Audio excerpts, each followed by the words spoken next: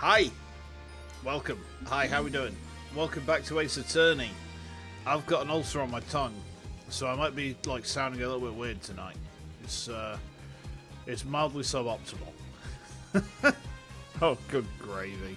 How we doing? We are carrying on with Spirit of Justice, of course. That's the last game in the series, of course we would be. We were part way through the first trial of the last case, as I understand it. Ow.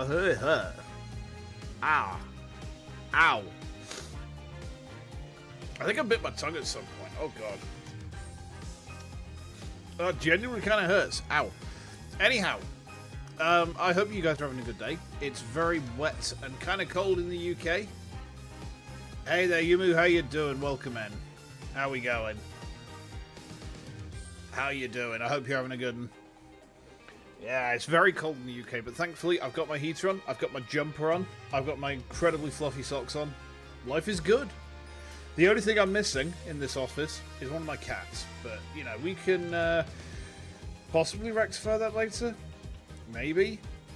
Depends if they decide to come and hang with me. I don't know, they're just sleeping at the moment downstairs. So, should we jump on in? So we were here, weren't we? We were cross-examining Paul Atition. And we have to fight Phoenix now, don't we? Alright. So I guess we're fighting Phoenix, huh? Wow, I knew Mr. Wright would put up a tough fight, but... yeah, just when I thought we had him, he turned the tables on us. He really is the turnabout terror. Wait, is that going to be... imagine if that's the name of the first case of Ace Attorney 7, Turnabout Terror. We can't let him blindside us again. Hey, Elias, how you doing? Welcome in. Welcome to Ace Attorney. How you doing? Looks like they got me again. 3 times in 1 year. That's a new record. It's the name Edgeworth gives him. Are you sure about that?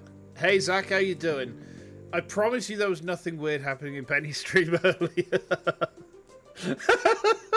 I definitely didn't persuade her to swallow an entire cupcake without chewing it. I hope you didn't see that, man. That would be incredibly unhinged. So it's the name Edgeworth gives him, huh? I mean, yeah, that tracks. That tracks. My jaw would be unhinged? Unhinges my jaw like a snake and just consumes. I'm God's littlest guy. Exactly, Zach. You understand. You understand. Yeah. Ow! I mean, you can throw things at me, but I'm so big now. It doesn't even... oh, this is actually as big as the model goes. I can't get any bigger than that. Alright, let's put myself back into sensible size. Ooh. Did you miss much of the game? No, we've only just started. The tank was bigger. Ah, interesting. I didn't even notice, to be honest. Oh, excuse me. Been a very long, hard day at work today.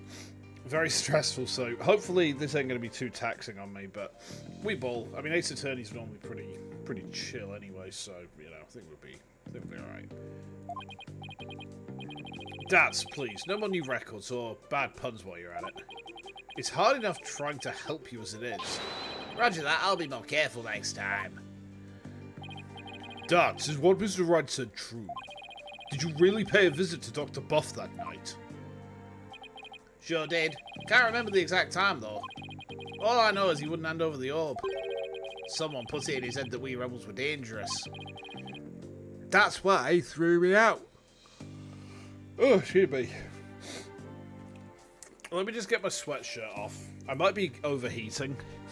Okay, there we go. Yeah, one thing that overheating does to me is it makes me incredibly tired. So I'm just going to do that, and then my fans are both on me. Turn that one up a bit. Okay, yeah, that should be fine. That's why he threw me out. So the doctor was still alive when Dats last saw him. We'll still have to prove it, though. Better brace yourself, son. The next witness's testimony could make or break this case. Who's Dats? Dats is one of the rebels from Kurumi. And he is the, oh my god, excuse me. I don't mean to be yawning so much, I'm sorry. He is the second in command to this guy, Dirk. Yeah, I know. Hey, where's Trucy? She went to go see her dad. Maybe she's still mad. I'm not like worried. Worried that this trial will create a rift between you two. And that you might then leave the agency. He's Rebel Larry! Yeah. Ha! She's got an active imagination. Excuse me, the trial will resume shortly. Well, let's go see what new testimony awaits us. Okay. I've got a new working theory, by the way. Right, I think Phoenix might be actually suspicious that Attition is up to no good. And he might have taken the case to nail him from the inside. Edgeworth is extremely cross about that, because Edgeworth only likes it when Phoenix nails him from the inside, but, you know, we bowl. Okay. Alright, court is back in session. Mr. Wright, you said you had a witness? Your Honour, I would like to call the lone survivor of the Doctor's murder to the stand. Wait, he can't mean that Sarge is here? You mean Dr. Bus Recluse's son? How did you get him to cooperate? Nothing a little persuasion couldn't handle. The poor child only agreed to help if it meant catching the killer. Getting a kid like that to overcome his fear, now that's impressive. This must be really important testimony for the kid to come out in public like this. Very well, Mr. Wright. Please call your witness to the stand. Yeah, watch as it's not the kid. Watch as it's the helicopter.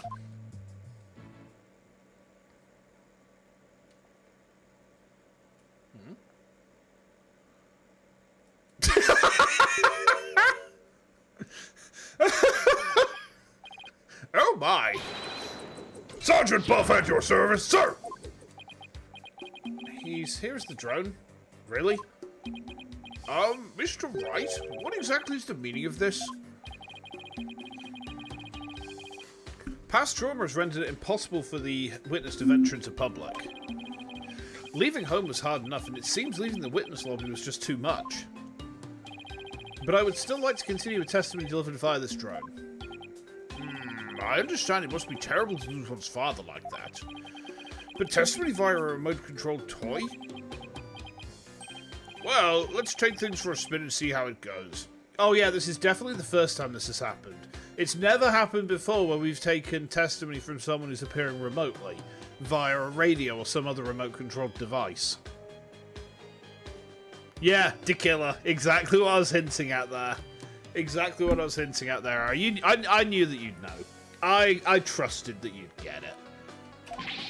Just who's piloting this trial anyway? The judge sure warmed up to the idea fast.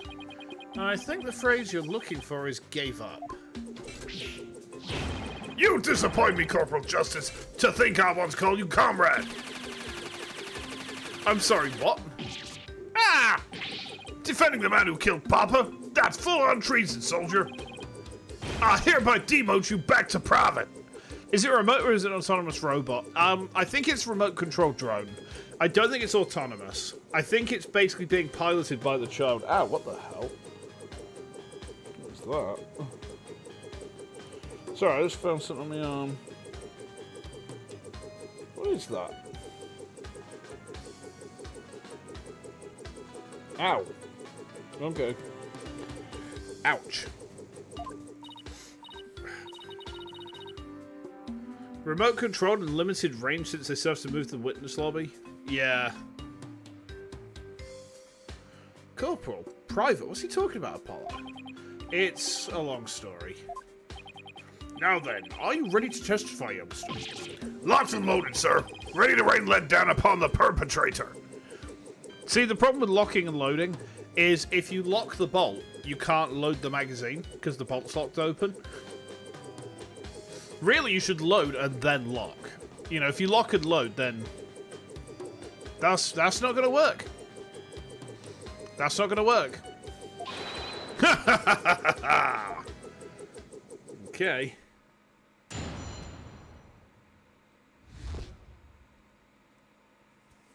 What happened then? Papa bed with someone the night he died. I didn't have eyes on the ground, so I'd already mounted my siege defense, but I did hear him arguing with someone in his study. Okay.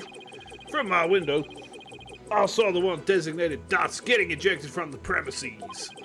After that, the man lingered around the perimeter for some time. He must have regrouped and killed my papa in the study later. I just know it. Okay, do you now? Sorry, I just need to deal with this. Hold on. Oh, I don't know where my fucking things are.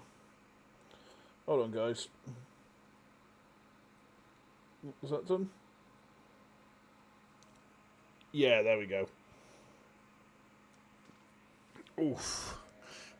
So he was thrown out but later returned and committed the murder, did he?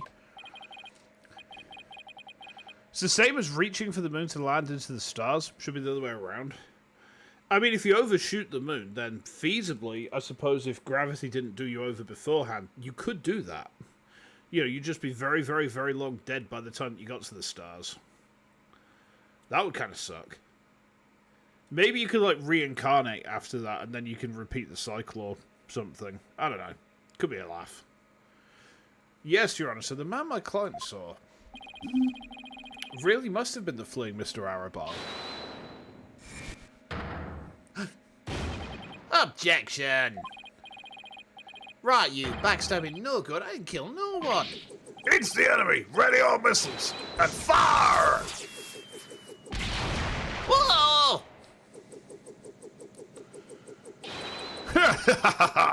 Capitalist pig! I'll turn you into pork stroganoff. And that's just a taste of my ultimate anti-swan weapon. Whoa, it fires missiles too? Yes, well, the witness is all yours, Mr. Justice. So I suppose that the child is actually meant to sound like Russian. You know, capitalist pigs. Isn't the helicopter model an American one? No, it's a Mil-28 Hind, which is a Russian heavy helicopter, roughly analogous in time of initial operation to the American Apache helicopter, but the Hind is dual purpose, so it kind of fills the role of a heavy gunship, whilst also having, I think it can transport like 18 soldiers in one lift. Thing's really big. It's very heavily armed as well. It's very, very hard to actually destroy one of those helicopters around when it, like, launched. So, yeah, you've learned a bit about helicopters tonight. Yippee! Okay, what happened that evening? Pop! Oh, yeah, let's grill him. Hold it! Your father met with someone. Could you be more specific? No! I was in the midst of a crucial defensive siege operation. Right. You're referring to how you don't leave your room, correct? You never know where the enemy might be lurking outside the siege perimeter. What about, you know, school? Oh, I don't go to boot camp. I'm a soldier. Sergeant doesn't associate with rookies still too green to fight. With a kid like this, I bet Dr. Buff won't be getting any rest in the afterlife either. It was very brave of you to come to the courthouse today. But what was that you said about a siege defense? Oh, that? Well.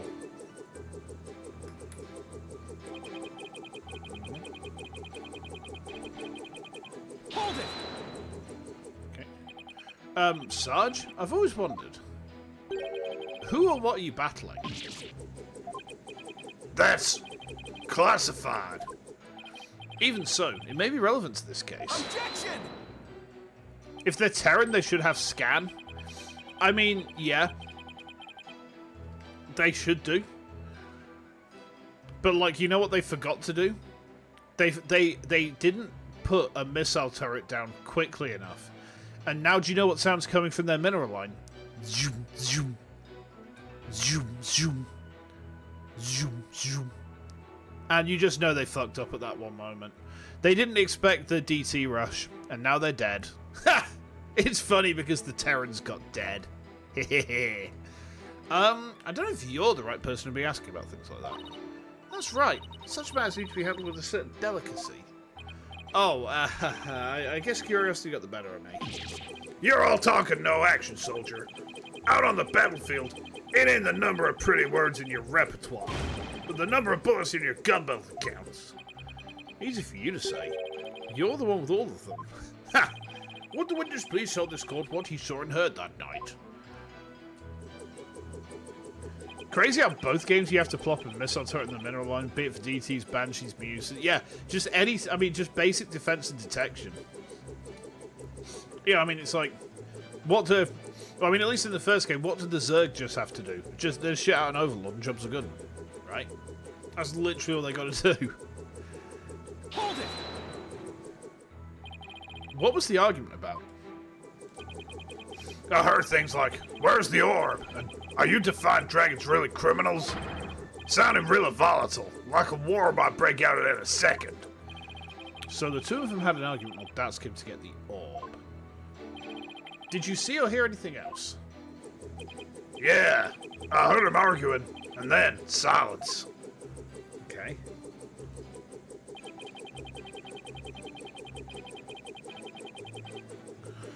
Then. How was Mr. Arabal acting? Like a conquered trooper retreating with his tail between his legs. A trooper? Well, I guess he does dress like he's in the military.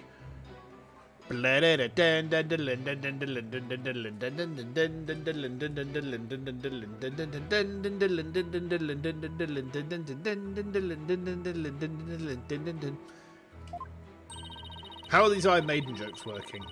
Hit? Miss? I bet those two would have really hit it off if they met under different circumstances. Yeah, I can see that.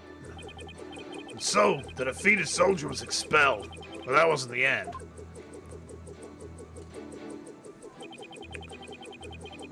You have a fear of ducks since you listened to Iron Maiden? Go on, I'm listening. Hold it! I'm curious.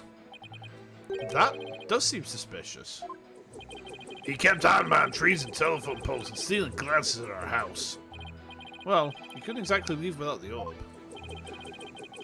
Fear of the dark can sound like fear of the duck. It can?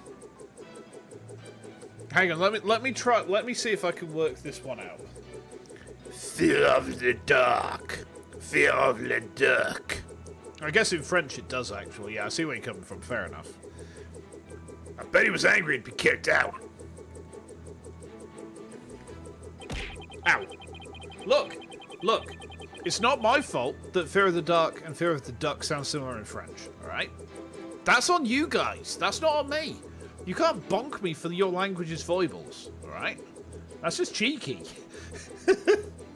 So I'm just going to redo my...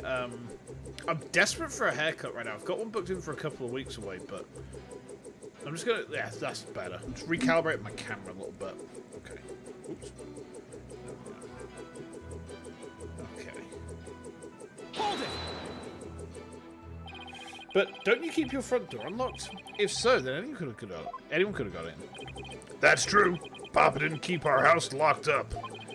He said there was no need because there were only good people in Karain village. Yet he ended up dead anyway. Only a monster could do what they did to my kind, trusted Papa. There will be no mercy. I fell swift and terrible vengeance. I'll carpet bomb the killer with everything in my arsenal. Fire!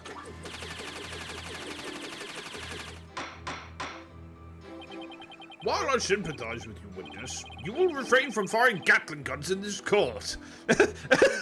Okay.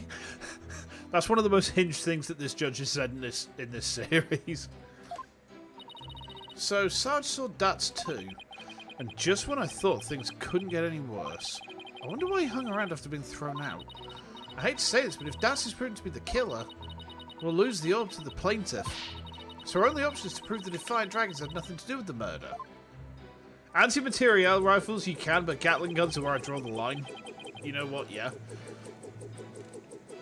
Right, let's go over the evidence. We pressed everything. There's no new statements, right? Don't think there's anything there.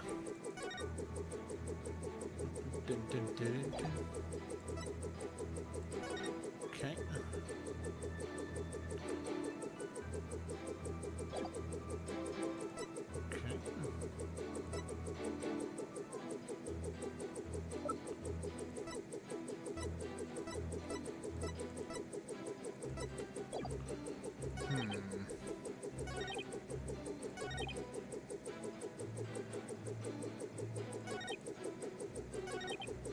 So you've seen Dats get ejected.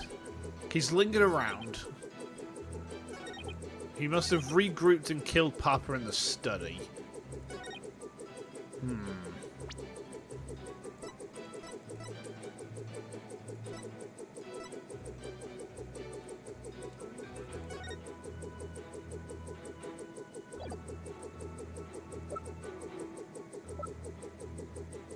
I feel like the agreement is important here.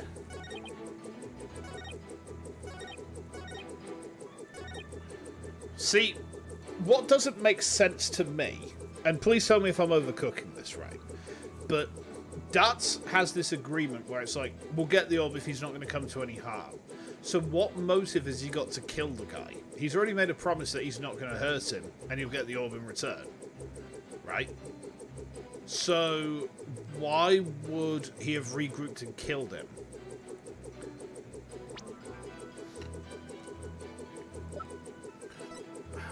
Dr. Buff was struck with the corner of some object. The time of death is between 10 and 11 p.m. Okay.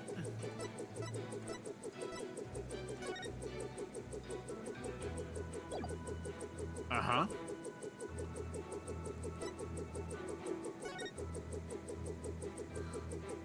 That's not the inconsistency we're looking for? Okay. Let's have a look then.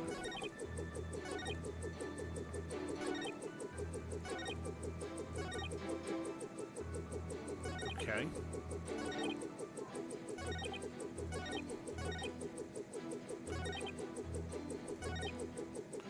So it's the night he died. Okay. So we already know that he's died at night time, so the autopsy report checks out.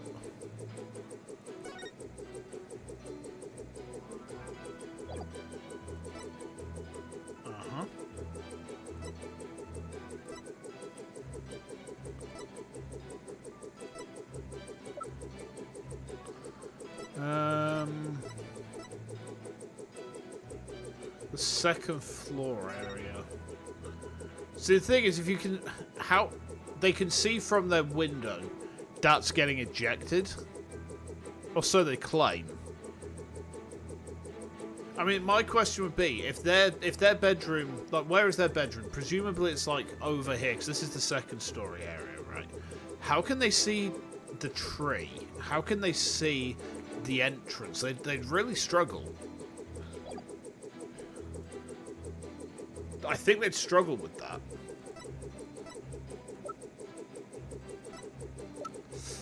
How's my cooking now? Bit better? Bit worse? Hit? Miss? I'm still not convinced.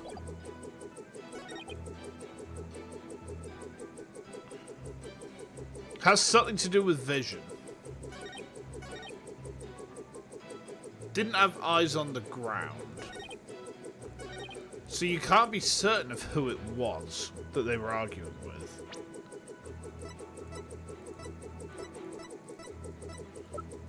This is hard.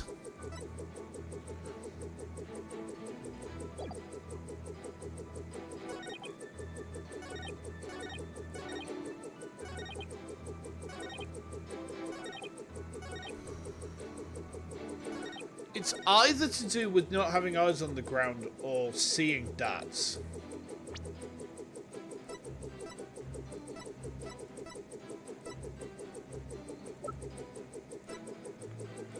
Oh, man. Why would the it's one of these two for sure.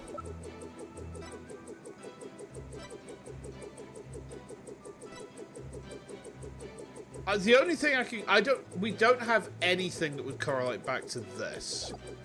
I'm going to try the other one. I'm going to try this one, but I'm really not confident on this. Like, I'm very, like...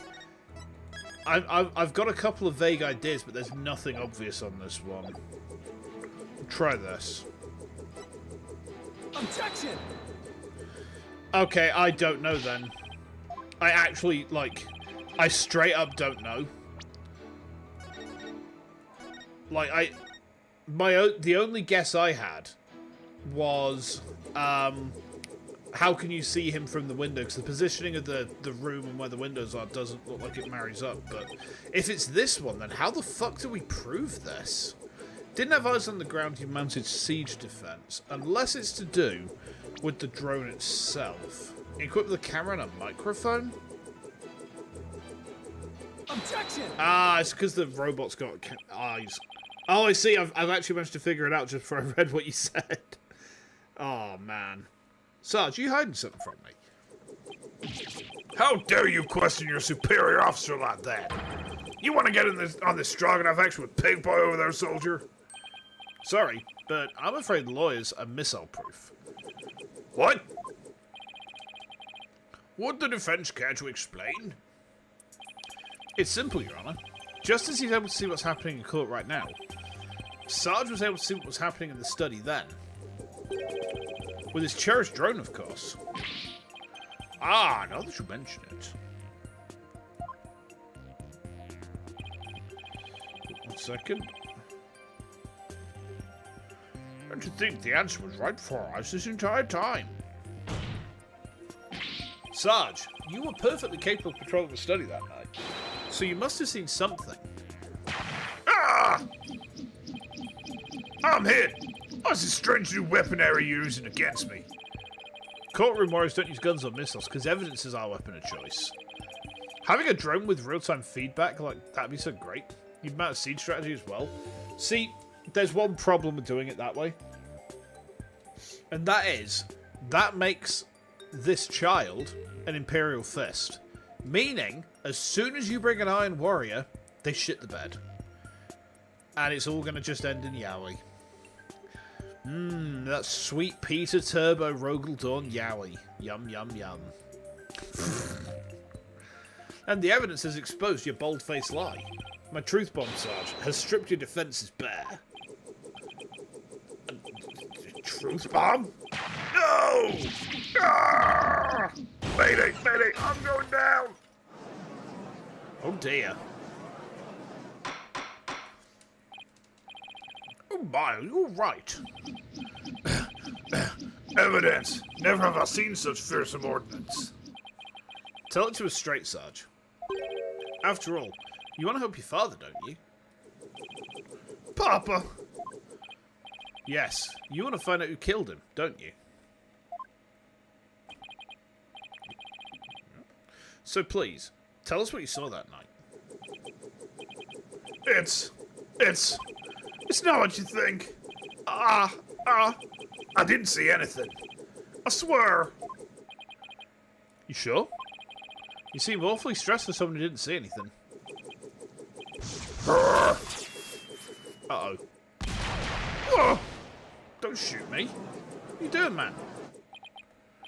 Sarge, you need to answer my question. shut your pie hole, maggot. It'll be a scorching day in Siberia before a lowly private like yours be around. What's with him in Siberia, of all places? When if a scorching day is what it'll take, maybe it's time to turn up the heat. Hey, Athena. You think a therapy session might help? Well, it could alleviate some of his anxiety.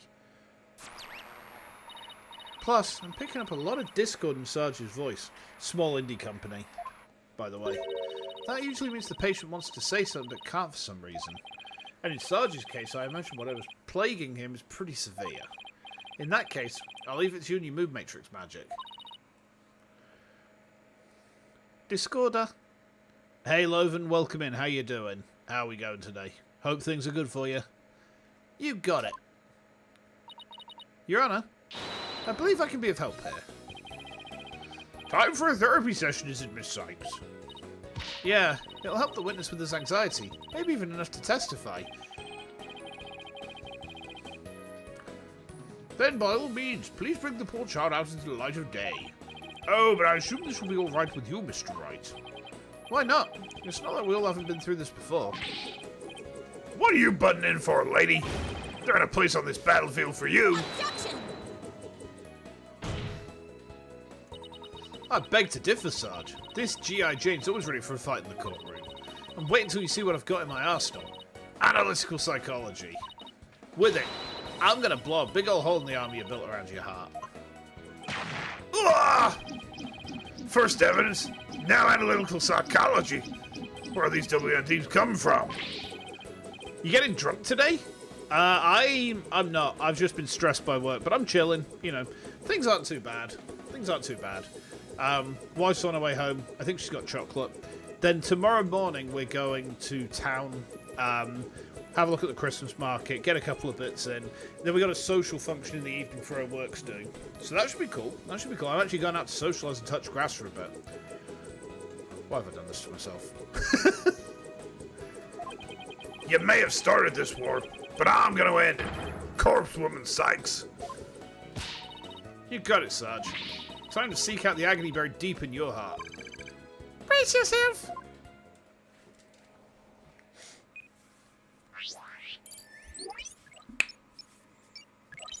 Okay.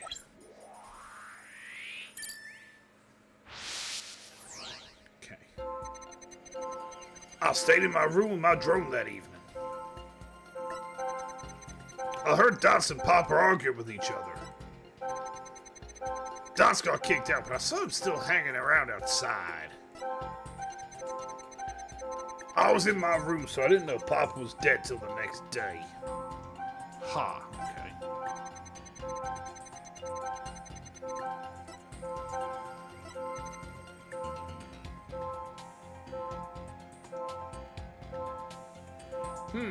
Okay. So, kid is sad they stayed in their room. They got the big depresso anyway. There was a bit of rum left in the bottle. Ah, understood.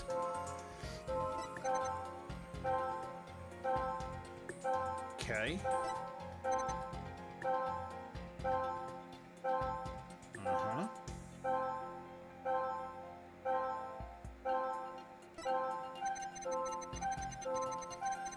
The shock is actually... the shock is lesser than I thought it would be. Oh, I pressed the wrong button. So I'm looking for unexpected emotions and unnatural reactions, right? Right. Emotions and reactions that don't fit the content of his testimony. When you find one, make sure you point it out to me. Also, remember not to view his emotional reactions in isolation. Sometimes it's important to see how they change from one statement to the next. Alright, I'm going to try. I think I see what the issue is.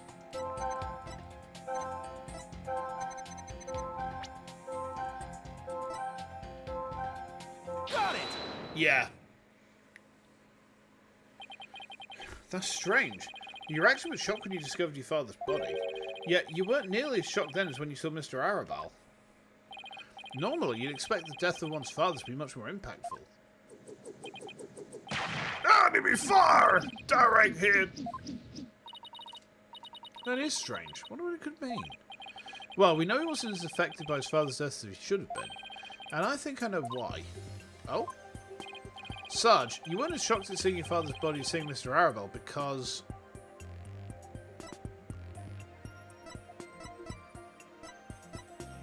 Hey, Hades, how you doing, man? Welcome in. Hope you're having a good one. Which one is it? You're scared of Mr. Arabel? Probably not. Something else shocked you? Maybe. You already seen his body? The kid droned him! I know. Did something else shock you when you saw Mr. Arabel? Something even more shocking than your father's death? Like what exactly, Apollo? I don't know. Maybe a mouse or a cockroach? Ah, gross. Foolish cannon fodder! Vermin are powerless in the face of my deadly arsenal. I'll pump them full of lead. Sounds kind of messy, don't you think? Ah, then I'll develop new weaponry. Maybe a flamethrower to the trick. Barson! Sure, as long as you keep it for vermin use only. Guess it wasn't something like mice or cockroaches after all, huh? No, but it was worth a try, especially to see your reaction. Okay. Sarge, maybe the truth is you left your room that night, and that's when you saw it, your father's body. I saw no such thing! Really? You didn't see his body? Alright then. What did you see? Only vermin burn in flames. Hell yeah. Okay. Look, Apollo, we've lost some noise. So, just as I suspected, you really did see something. Sarge, please, tell us what you saw. Oh, but...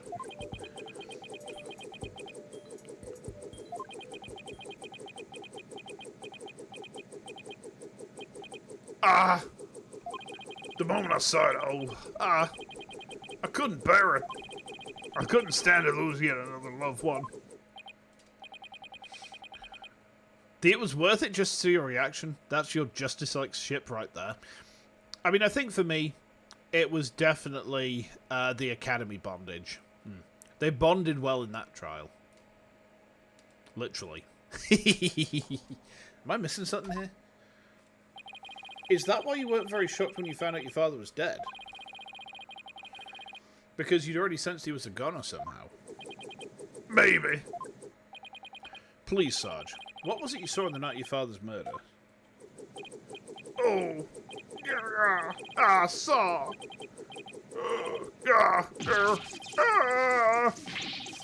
Whoa. Uh-oh. What's happening? I don't like where this is going. Yeah! No more! No more, please! Ah! Help! Wait, he stole a widget! I've confiscated your little toy. The battlefield has no place for unauthorized equipment. Widget! Apollo, I can't continue this session without him. Calm yourself this instant, witness. I hereby order you to submit to your therapy session. What in blazes?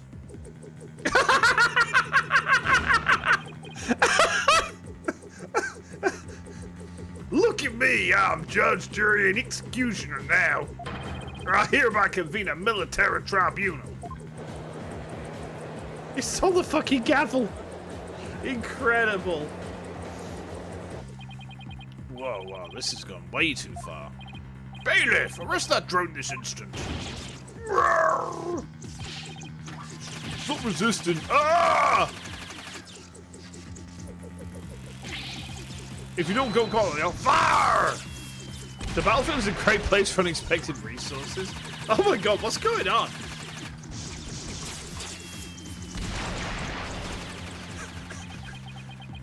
What? Fires in missiles.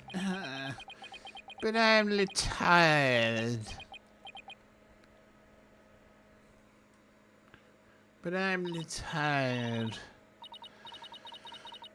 So that's how courtroom number 4 blew up. Yeah. Oh, finally got him back. Why are we playing the censored version of the game? This is the only version of the game as far as I know.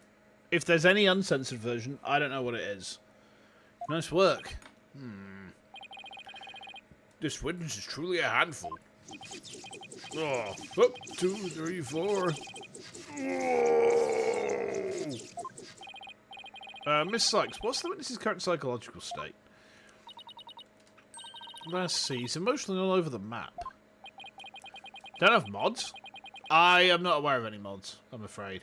Except for the one that, like, makes Phoenix and Edgeworth kiss on screen. I know about that mod. Wait, no, that's just the basic game. Alright, never mind. I don't know about the mods. So his out of control or emotions are in control of him, huh? Does that mean we can calm him down if we can figure out the root cause? Yeah, so let's see what we can find. Okay. Sarge, can you hear me? Oh. Is that you, Corporal Sykes? I'm here. Now, I want you to take a few deep breaths. Just try to relax. Try it with me. Breathe in, breathe out. Breathe in, breathe out. In, out, in, out. Shake it all about. Do the hokey cokey. You turn around. And now, let your emotions take you where they will. God, just let it all out. All forces, attack! That's the least relaxing breathing exercise I've ever seen.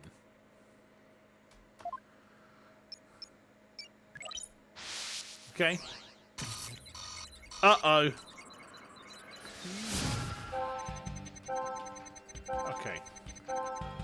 That was still hanging around after he got kicked out. When I heard more fighting and I got worried about Papa. Okay. So I left my room, but suddenly I got dizzy and passed out. I remember a flame lighting up the room and Papa grinning with delight. That's when he must have been killed. If only I hadn't passed out. Oh, okay. Interesting.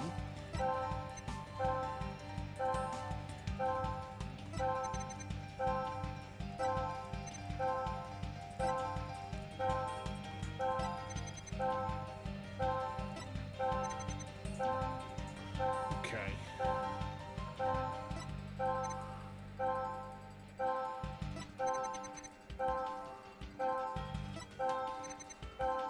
Uh-huh.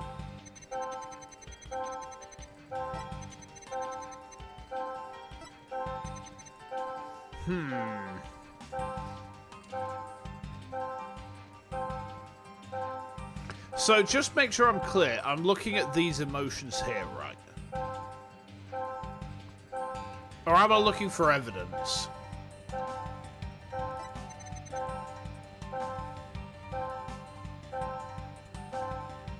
Am I looking for evidence, or can I even present here? No, I can't present. Okay. Looking for something to probe that would cause the emotions. A flame light up the room, maybe? Got it! Ah, here's the flames. Okay. That's it. Sarge, you were overcome with shock and fear when you saw those flames, weren't you? Was I? Yeah, just 6 months ago. You and your mother were caught up in an arson displays. So it's no wonder you'd be extremely scared of fire. Yeah, that does make sense. And maybe, just maybe, your subconscious fear of fire was what caused you to withdraw from the world. What do you mean, Corpsewoman Sykes? Where was I 6 months ago? I don't remember. The 21st night of September. As an arsonist, I'm a suspect. Look. If things are flammable, that's their fault. They should be inflammable instead. Right? If they were inflammable, I couldn't burn them. But they're flammable, so I do. Alright? Alright? There we go. See, I've proven my innocence. In the outside world, you're bound to come across all sorts of fire.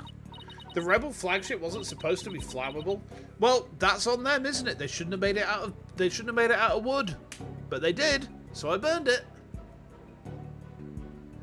Also, I was hoping you were going to say I was hoping you were going to say flammable and inflammable mean the same thing, and I could do the Dr. Nick, but inflammable means flammable? Boy, what a country! It's a Simpsons bit. Okay. Candles, cigarettes, heck, even the grill at a diner. Even if it's not that often, just the idea that you might see them. It grew bigger and bigger until you couldn't shut it out. Is it vulnerable to missiles and lasers? I mean, yes, but for me, my best strategy for dealing with the FTL flagship is literally set it on fire, which is very funny. It shouldn't work anywhere near as well as it does, but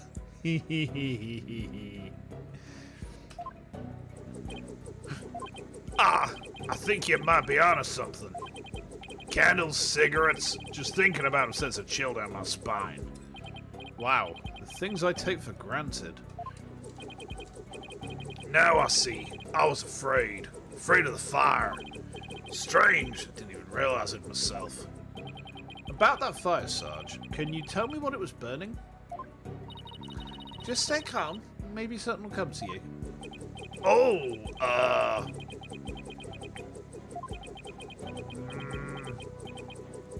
Oh, I'm starting to remember. It was that relic. That relic Papa was studying. It was on fire. Okay. The orb was on fire? Still kind of fuzzy. But yeah, the orb was burning right in front of Papa.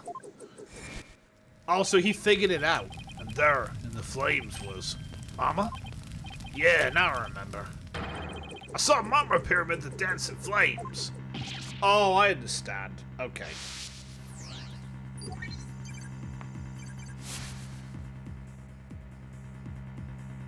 I think I see. So I think that this artifact allows people who don't have the spirit channeling gift to summon back the souls of the dead. Well, that's always a great idea, isn't it? Let's just summon up some spirits. Let's summon the dead back to us. What could go wrong? What could go wrong in a situation like that? I wonder. That's a terrifying image. It kind of reminds me of Ursula from Little Mermaid. She's just like there with her Garden of Souls and then 2 electric eels that she has rigorous and frequent sex with. Let's give it to the politician. What could go wrong? Yeah, exactly. Okay. What's going on here? Maybe it's a memory from the fire that killed his mother. He might be confused with what really happened when his father died. So let me guess. More therapy? Yep. But this time, it seems there's an inconsistency in his statements. Okay. And I think we should be able to prove it with the evidence at hand. I hope this inconsistency is the key. So proving that the relic really is the Founder's Orb. Okay. Okay. Uh-huh. Okay.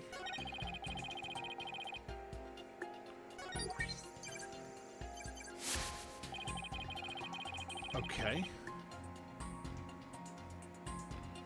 Let's have a look at the evidence then, shall we?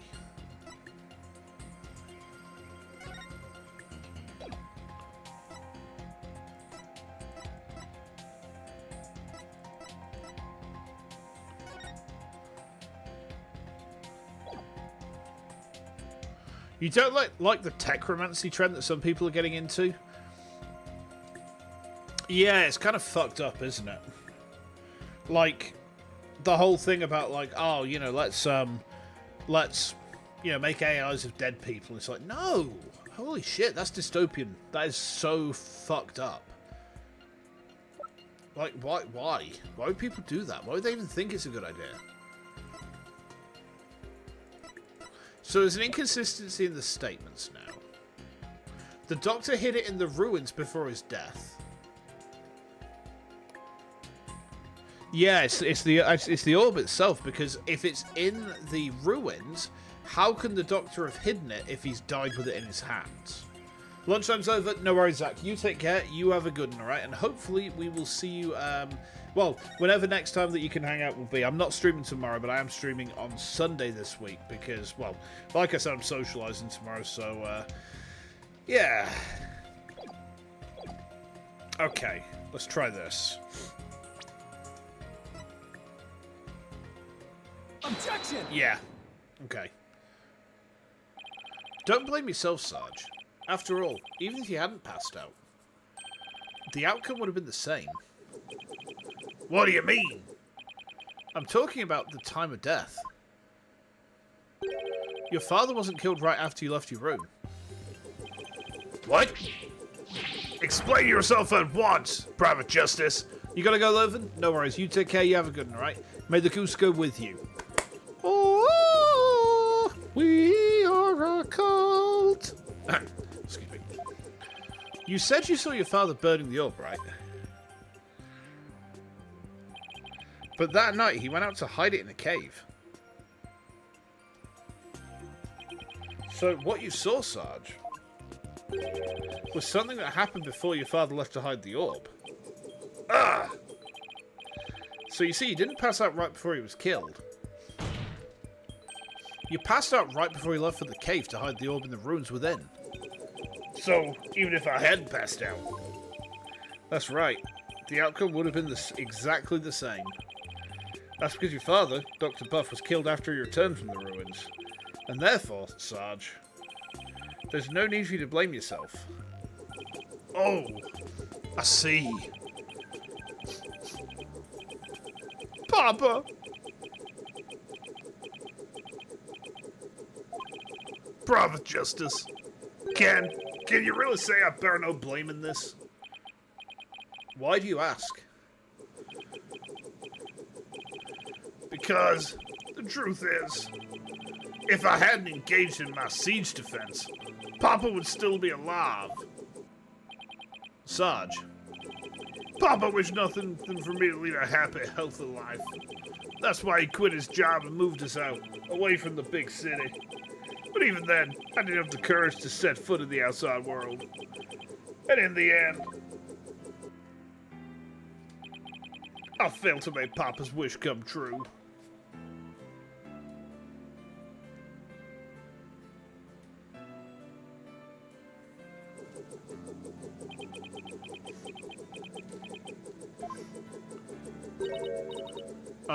Sarge? Who's this? Oh, it's Athena. If you want to make your father's wish come true, if that's what you really want, then who's to say it's too late? Why don't you take the first step now? My first step? That's right.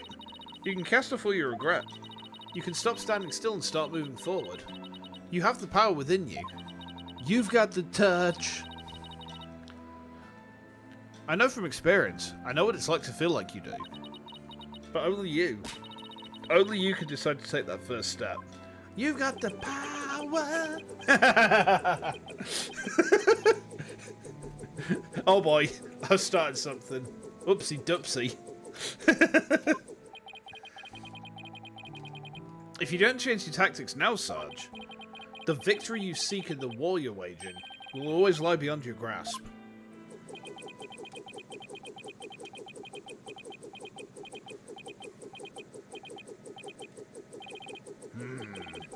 I think I understand now. I've made up my mind. As of this moment,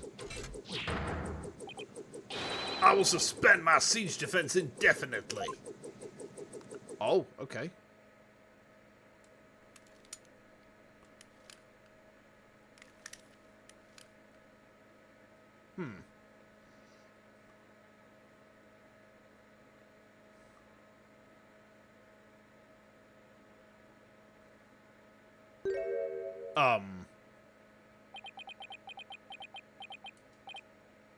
Huh?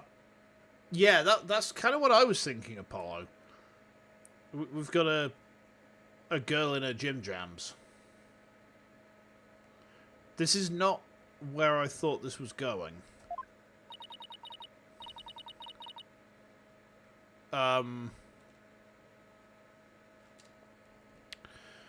Jump scare, she was a girl all along. That's why you use they, them. How do I voice them, though? Do I just go, like, full-on squeaky? I don't know. Deserving of pet and nothing else. I mean, they look like they're about, like, 12 years old. So, I mean, you know, maybe we go to the claw machine and we find them a nice plushie. A very thick Russian accent. Yeah, we could do that. We could do that. Sergeant Buff reporting for duty. What? I thought you were a guy. You're definitely not the gruff drill sergeant I envisioned. Well, my mama was in the Russian army. I was just as shocked, but it certainly explained a few things when I found out too. May I introduce you to Miss Army Buff, age 12. Hang on, what? I got the age right. Impressive. No way. Careful, soldier. Don't forget I could blow you away at a moment's notice. Oh, she's just too cute. That face of Athena's is fucking horrifying. So, have you always been in a wheelchair, Sarge? Negative. Only since I was injured in the fire. Your voice sounds awfully different from before. Thank you, Judge, for calling me out.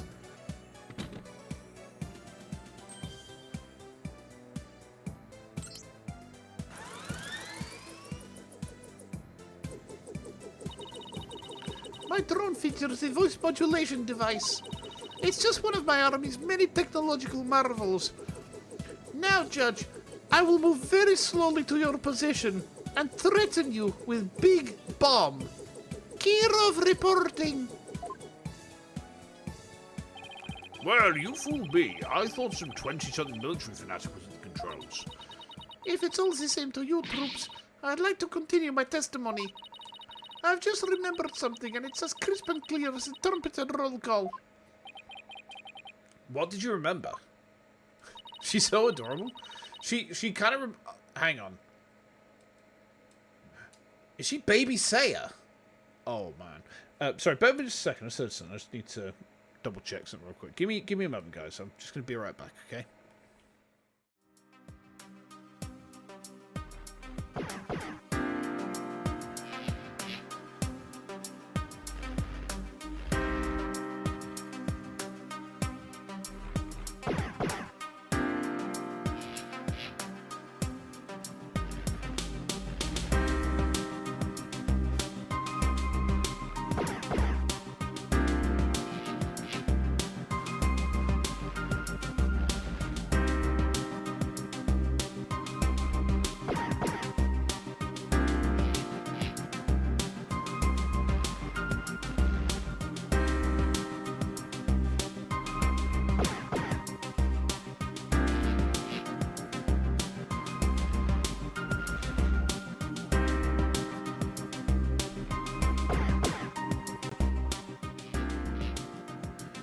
Alright, I'm back.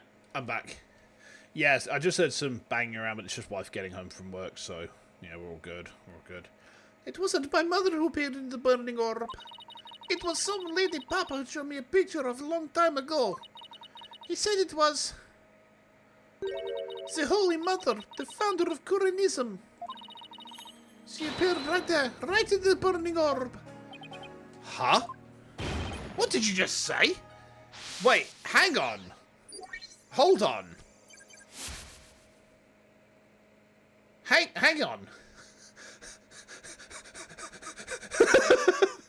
That's incredibly cursed.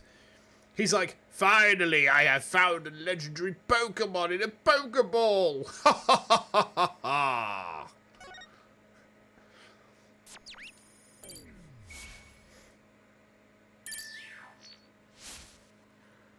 Well, well. The Holy Mother of Kurimism was in the burning orb. What does that even mean? I have a bad feeling about this. Could it be? Could this explain what Sarge means by the Holy Mother appearing in the burning orb?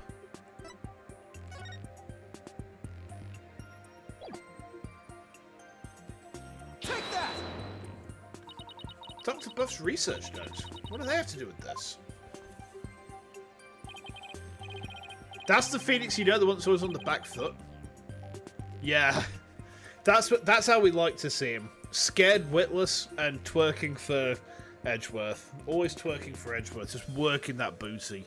That Phenooty. Oh, baby. Oh, baby. Oh, baby. Okay. Look at this. The burning orb, the appearance of the founder. This part points to both. The Phenussy. Yeah. Offer thy prayers as fervent as fire, only then shall the Holy Mother return. Take that! There's a legend about the orb involving a mysterious riddle. And this song, in turn, is said to contain the key to solving it. If the legend is true, I believe the answer lies in this part of the song. Offer thy prayers as fervent as fire, only then shall the Holy Mother return. Well, anyone see where I'm going with this? Prayers as fervent as fire. Ah!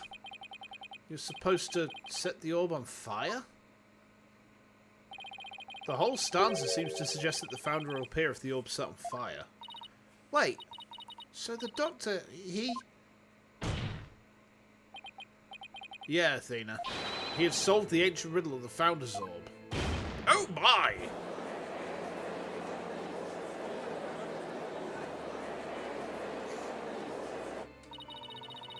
Papa was great archaeologist, so I believe in him, and I want to believe. I want to believe he achieved his long-time dream of solving a riddle before he died. Well, we won't know for sure until we try it for ourselves. Oh. Yes, do it, Private Justice, please. I want to see what Papa's searching for with my own eye. Objection! The plaintiff must object to this. Objection! The plaintiff will stand down and be quiet. Objection! You don't have the right to set a precious relic down. Objection! Oh, but I do. All I needed was Sarge's permission. Since we still don't know if this treasure is the Founder's Orb or the Crystal of Army Fae, any ownership rights the Doctor had now belong to his daughter. Ah! Did I just get objectioned in the noggin? I think I did. Whoops. Therefore, you have absolutely no right to stop us. Ugh. Very well, Mr. Justice. I never thought I'd be saying this, but you may burn the evidence. Alright, here we go.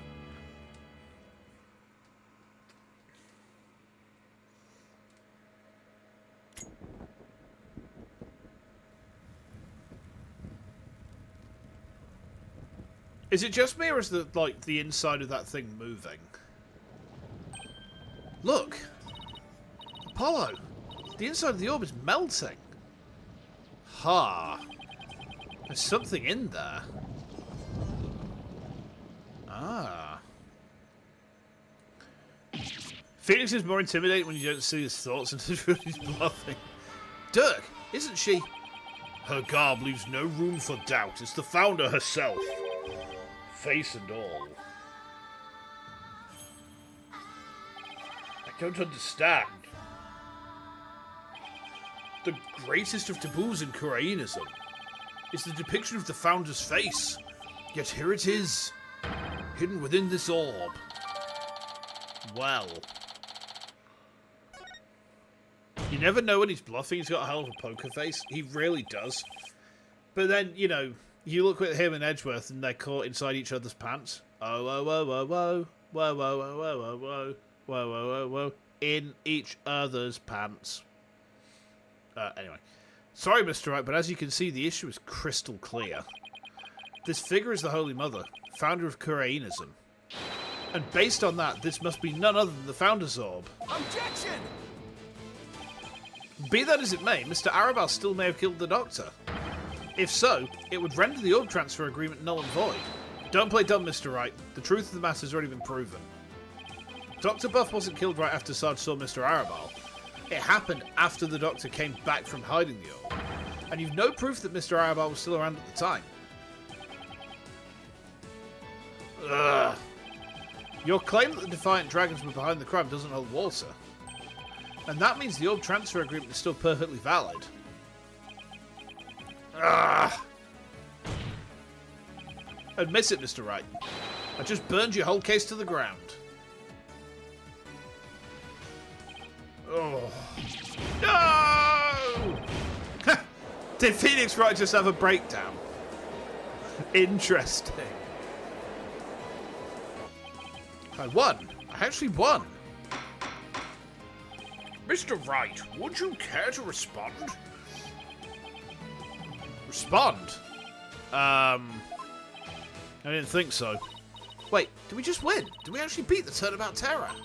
You're amazing, Apollo. Don't just stand there, I do something.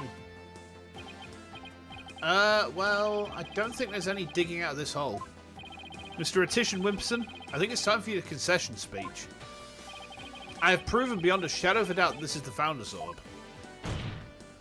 The facts don't lie, but you obviously do. How's that for a campaign slogan? Why, you contemptuous peasant!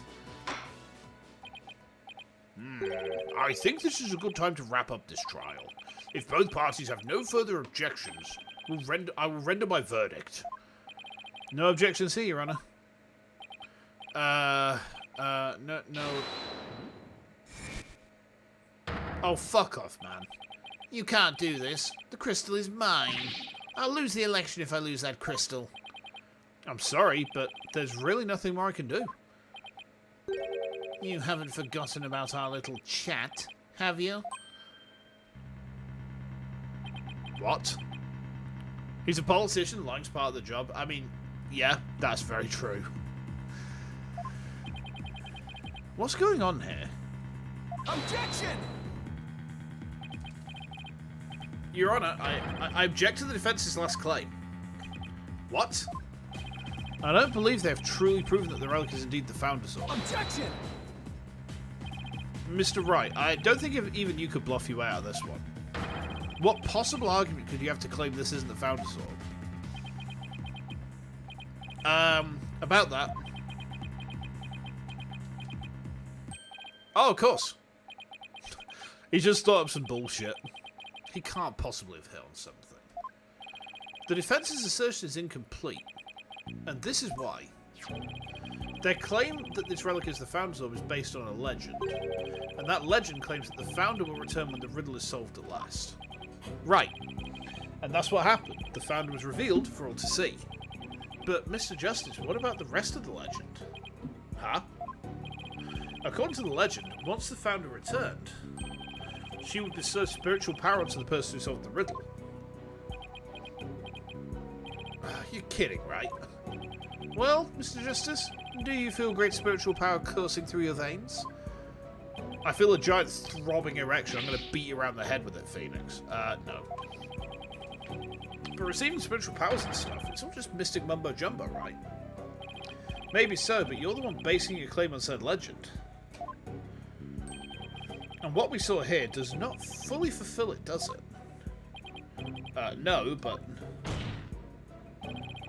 Consequently, you can't rightfully claim this is the Founder's Orb.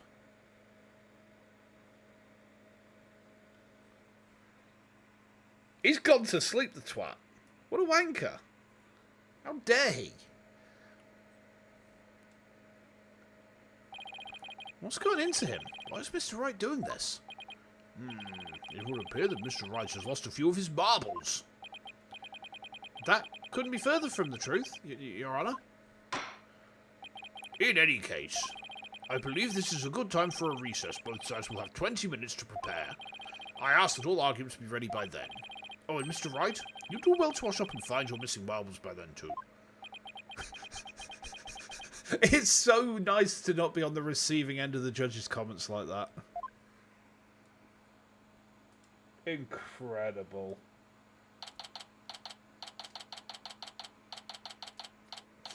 He's 35. He probably lost a lot of marbles. I wish I had as many marbles as I did when I was that young. Dun dun dun dun dun dun dun dun dun dun.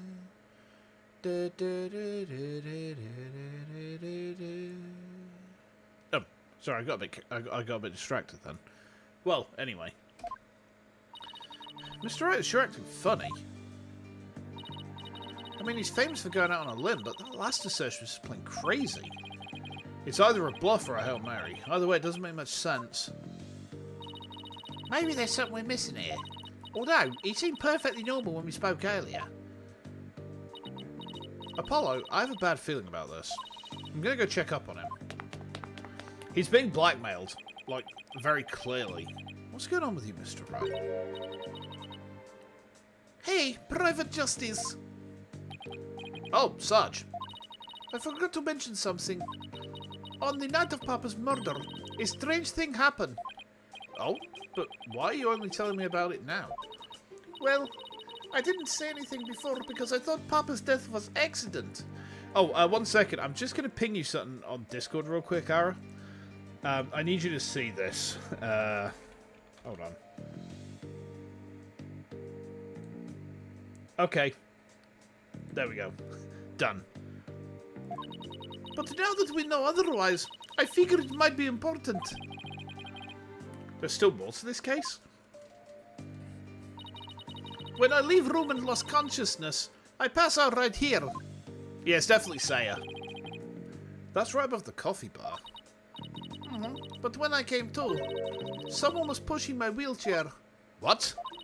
I was so scared I beat hasty retreat as fast as wheels can take me.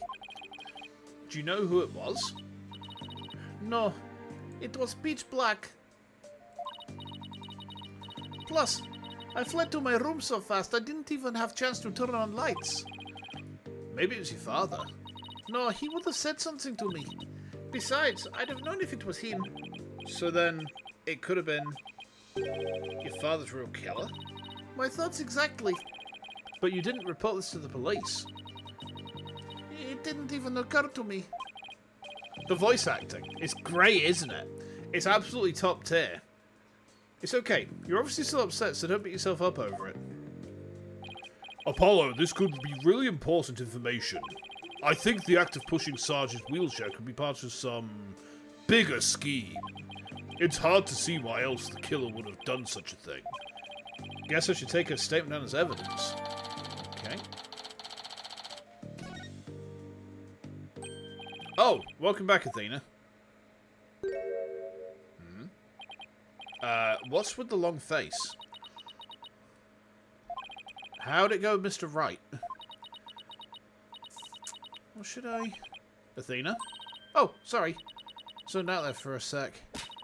The recess is almost over, so let's go. Yeah, what was that all about?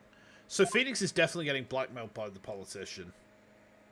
Like, remember our little chat, he says. Maybe he's got something on Maya. Oh.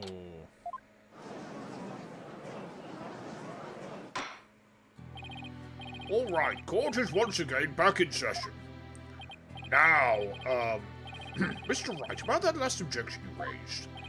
We, the plaintiffs, still believe that the defense has yet to sufficiently prove its case. They claim that, according to legend, the Founder's Orb bestows spiritual power, yet the relic in question has failed to do so. Therefore, it's failed its own test. I see. He's sticking with that ridiculous argument. Furthermore, even if it is the Founder's Orb, it can't be awarded to the Defiant Dragons. After all, they were the ones who killed Dr. Buff. Objection! Interesting. What are you talking about? That was already proven to be false. There are no grounds for asserting that the Defiant Dragons murdered the Doctor. Oh, but I'm afraid there are, Mr. Justice. Your Honour, I would like to present new testimony to this court. Testimony that will show that Darts Arabal did in fact kill Dr. Buff. Wow, that's horrible. What? Very well. You may call your witness. I guess Mr. Wright found another new angle. What new testimony could there be this late in the game? If this is politician, I'm going to be very upset. Oh, fuck off, man. I can't wait to send your smarmy ass down to the prison. And then you're going to get boxed by a guy who carries a panda around. He's just going to choo, choo, choo, choo, choo, choo. He's going to box you. Fellow citizens, it is I, politician, the once and future representative of the people. Jeez, not him again. Yeah, my thoughts exactly. What a dick. My client divulged new information to me during the recess. He remembered something he saw, you see. Something crucial to this case. How very convenient. Okay.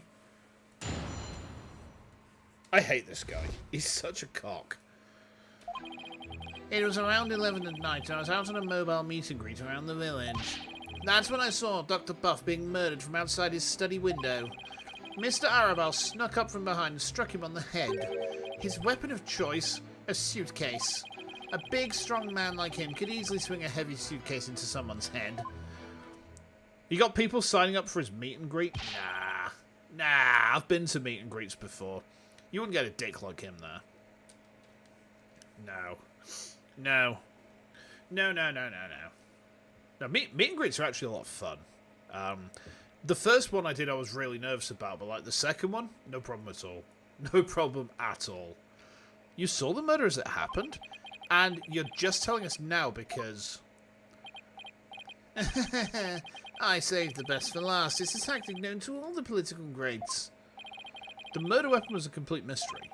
but my client's eyewitness account has finally brought it into the light. According to the autopsy report, Dr. Buff was struck in the head by the corner of some object. I suppose that could very well be the corner of a suitcase. Objection! But eyewitness testimony isn't the same as hard evidence. Oh, I wouldn't worry about that if I were you. What's that supposed to... Did Phoenix update the autopsy report? We have physical evidence too. A luminol test revealed. Oh. The doctor's blood on Mr. Arabal's suitcase. Really? But how does that prove Mr. Arabal used it as a weapon? Objection! Well, well, well. You should know the answer to that, Mr. Justice. Since you know as well as I that the suitcase is covered in his fingerprints. Oh! I forgot we dusted him right in front of Emma.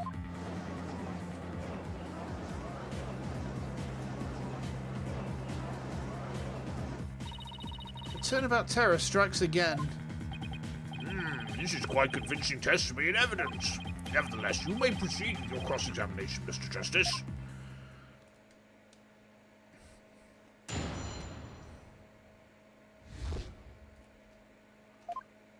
Okay. Ooh! The music got spicy. Okay. Hold it! You were on a so-called mobile meet and greet at 11 at night. That's right. It's the perfect time because everyone's at home. You should have seen how the villagers' eyes teared up when they heard what I had to say. With tears of frustration, no doubt. You weren't riding around in your palanquin? That's right. Some village idiot reports me to the police. I've been banned from using it after dark. No wonder, what with all the noise he makes. So, what exactly did you see then?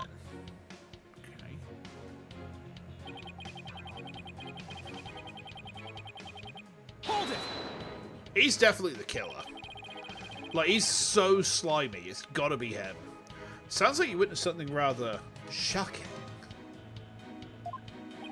Indeed, I didn't even believe it at first. I mean, a vicious murder in Karain. Hey Max, how you doing? Is he going a bit fast by claiming Arabal's the one using the suitcase as a murder weapon? I mean, if he's trying to incriminate him, then I suppose he makes a... not exactly a convincing case, but like a semi-sensible one. But I'll tell you what I think is the murder weapon. Right? I think it's this book. Because the thing is, if this book is a hardback, if the book is a hardback, you could absolutely kill a man with a hardback. Do you know how I know this? Because my test for if I want to read a book is feeling the weight of the book itself and thinking, could I kill a man with this? And if the answer is yes, I'll probably read it. If the answer is no, it's probably not for me. This is an actual test I do in real life, by the way. This is not hyperbole or me doing something for a bit. I actually weigh a book in my hand and like, could I kill someone with this? If yes, I'll probably read it. This is the thing I do. Don't ask me why. I don't understand either. I think it's probably because of the big omnibus version of Lord of the Rings I've got up in the loft. So, yes. Anyway, moving on. There haven't been many bonus there, I take it. If I'm elected, I promise you that such a terrible tragedy will never happen again. A vote for me is a vote to banish murder forever from our beloved Karain village. Yeah, good luck with that. Mr. Attition Williamson, please tell the court what you saw at the scene of the crime.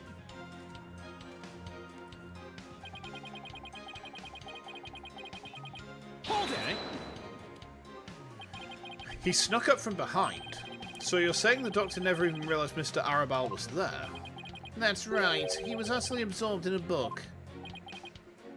You think the victim fell from the ladder as he was struck by the book? I mean, that would be a hell of a throw. Like, so if he's falling and you hit him with the book, you have to throw that like a fucking ninja star at him. You have to throw it like a shuriken. That's impressive. That's a good shot. I see. What did you see Mr. Arabal do next? He climbed up the bookshelf ladder and dumped a bunch of books down on the body. I believe he was trying to make it look like an accident. But that idiot didn't realise I could see everything from outside the window. One of those statements doesn't feel right.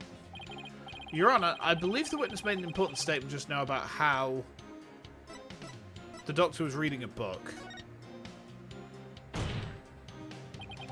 The doctor was reading a book at the time of the murder.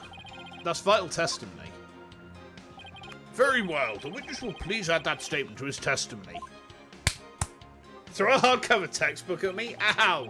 It bonked me on the noggin. The doctor was standing in front of the bookshelves absorbed in the book. Was he fuck? They were found on his desk. He couldn't read anything without these. I'm going to take these glasses and I'm going to shove them so far up this guy's ass that he's going to be seeing through. He's going to be seeing through his butthole.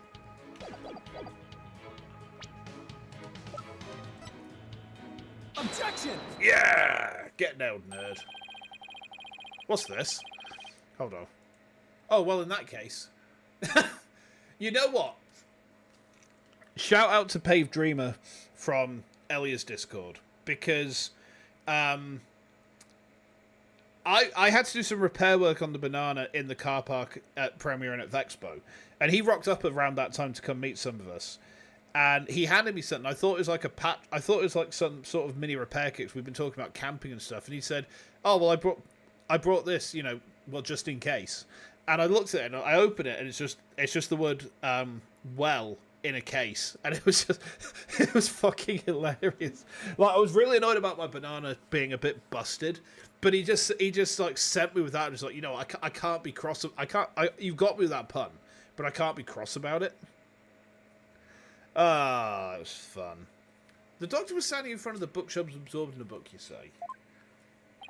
I'm sorry, but it seems your testimony is completely unreliable. That's quite a bold statement. Well, let's hear you back it up. I challenge you to prove that I am anything but 100% reliable. It would be my pleasure. Lately, it seems the doctor's eyes have gotten so bad he needed reading glasses. However, his reading glasses were over on his desk. So you see, there's no way he could have been reading in front of the bookshelves. I'm sorry, Mr. Attition Wimpson, but I'm going to have to ask you to explain this discrepancy to the voting public.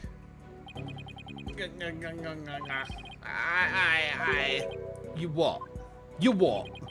I'll explain it, you lowly cur. I simply made a mistake, you see. The doctor was actually sitting at his desk when Mr. Arabal hit him over the head. But then the doctor would have been facing him. Surely you would have seen him and tried to run? Dr. Buff was nodding off. I could tell because his eyes were closed and he wasn't moving. Sounds more like what you would do. Then how do you explain the fact that he was struck in the back of the head? Isn't that something that should be impossible from the front of the desk? Calling Apollo a cur speaks volumes about the man he is. What even is a cur? It's an archaic term for a dog. So it's like imagine it's analogous with a mongrel, basically. You calling bullshit on Paul? Definitely. Yeah, it's basically the equivalent of calling someone a mongrel. It's I think originally it was you're getting the Grand Dame. Yeah, I'm pretty sure the way that you would use it, it's basically a term to deride someone of low birth. And, you know, like you quite correctly say, Genevieve will deal with that quite nicely. But for liability purposes, it's gravity that does it. He bowed his head when he nodded off. That's when he was clobbered. So that's what you saw. Well, Mr. Justice, that sounds like a perfectly reasonable explanation to me. Do you have a problem with the proposal that the doctor was struck while nodding off? Yeah.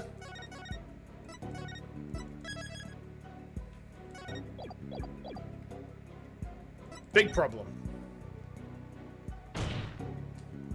For liability purposes, your French is in your culture. There is a problem. A very big problem. The witness's statement doesn't hold up under the slightest bit of scrutiny. Is that so? Then will you please show this court what evidence you have to justify this? Gladly, Your Honor. This shows the problem with the witness's claim that he saw the doctor nodding off.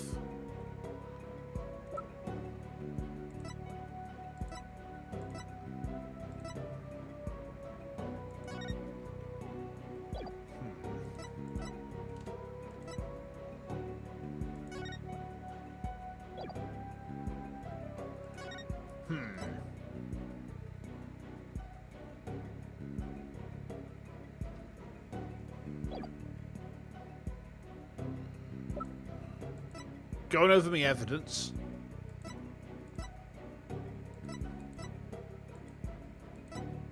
This shows the problem. Remember that Paul said he didn't enter? Yeah, because...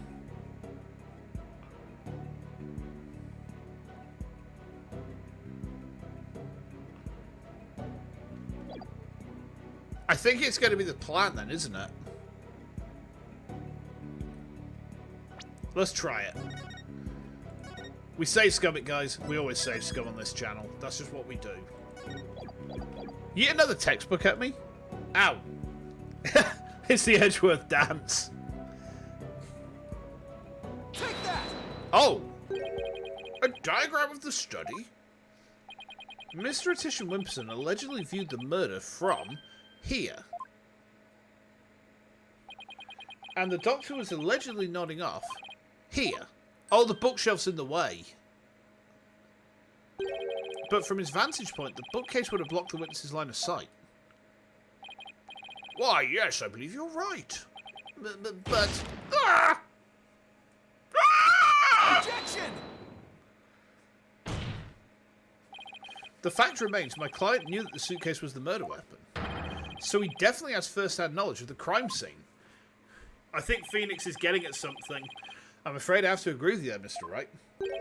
But then we have to ask ourselves, from what vantage point did he see the murder? What are you insinuating, Mr. Justice? From what vantage point could Mr. Attition Wimpson have seen the dozing doctor? They're teaming up, yeah. They're tag-teaming him. They're spit-roasting this politician. Phenomenal. Once we determine that, I believe we'll finally see the truth behind this incident. The witness saw the murder from right here. Oh, okay. So he would have had to have either been up there or down here. Now, if I put something down here, is it going to be, like, accurate enough? Because, no, I'm just going to save scum it. Fuck it, we save scum. That's what we do on my channel, we save scum, alright? I think it's down here. Take that! You gotta be kidding! But that's... It is indeed, but everything only makes sense if the witness was there in the study. Inside the study? But that's the scene of the crime. I know.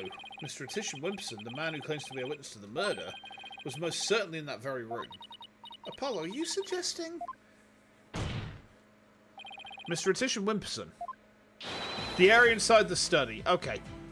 Weren't you the one who actually swung that suitcase? Objection!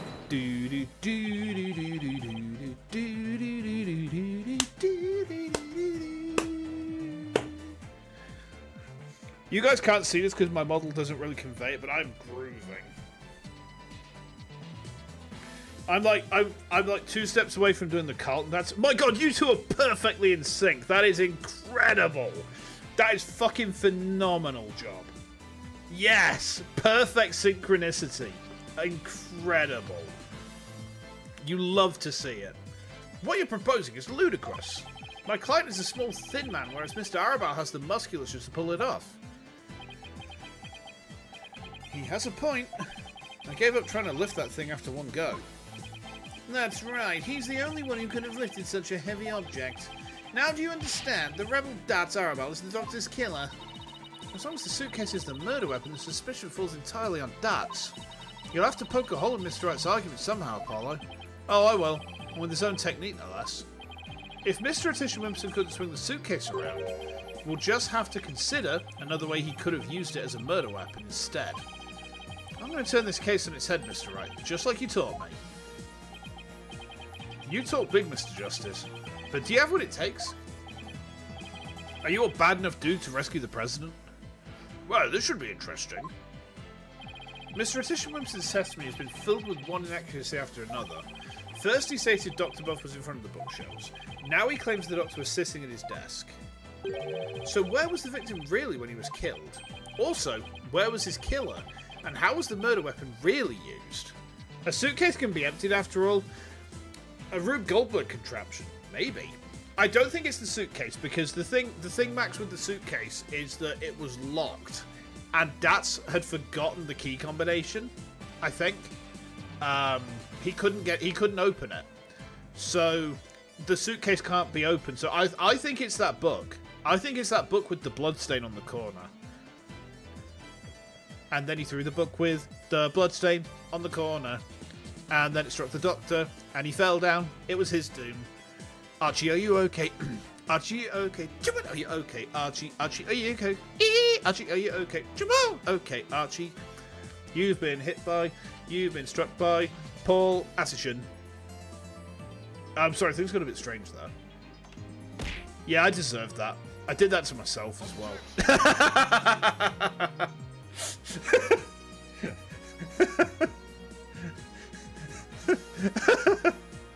Okay. So the important thing here is the position of the victim and killer relative to each other. Yeah, Your Honor. If they were positioned in a certain way, it would be possible to use the suitcase as a weapon without lifting a finger. Oh, I get it. Okay. Hear me out. Let me pull this up a minute. So, let's say, right? No, the suitcase isn't a briefcase. What's happened? He's been up the ladder. He has actually been up the ladder. He has fallen off the ladder, but he's fallen onto the edge of the suitcase and hit his head on it. So basically, I think what's happened is Wimperson has positioned the suitcase and knocked him off the ladder, and he's fallen onto it. You can't mean... I would ask the court to recall the study's layout. It's quite distinctive, as you can see. Now, if Dr. Buff was sitting in a certain spot and his killer was at a certain other spot, I'm surprised it didn't get, like, dropped onto the Tarantino statue and impaled. The suitcase would become a weapon anyone could use. Very well, Mr. Justice. Where was Dr. Buff's killer at the time of the crime? Oh, boy. Okay. I feel like we're in for a rough moment. Hold on.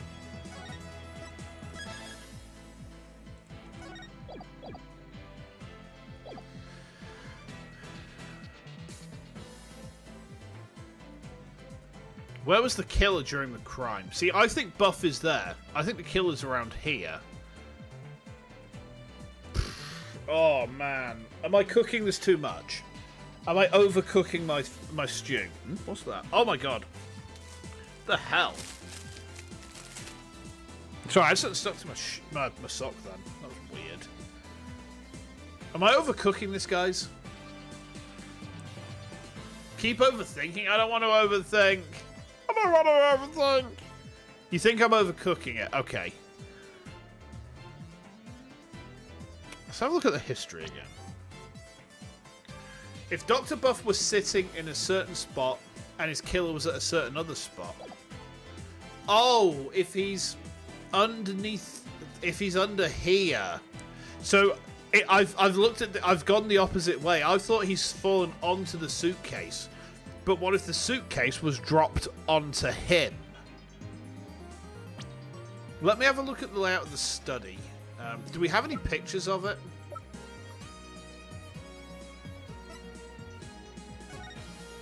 Basically what we're looking at now, huh? If he sat at the coffee bar...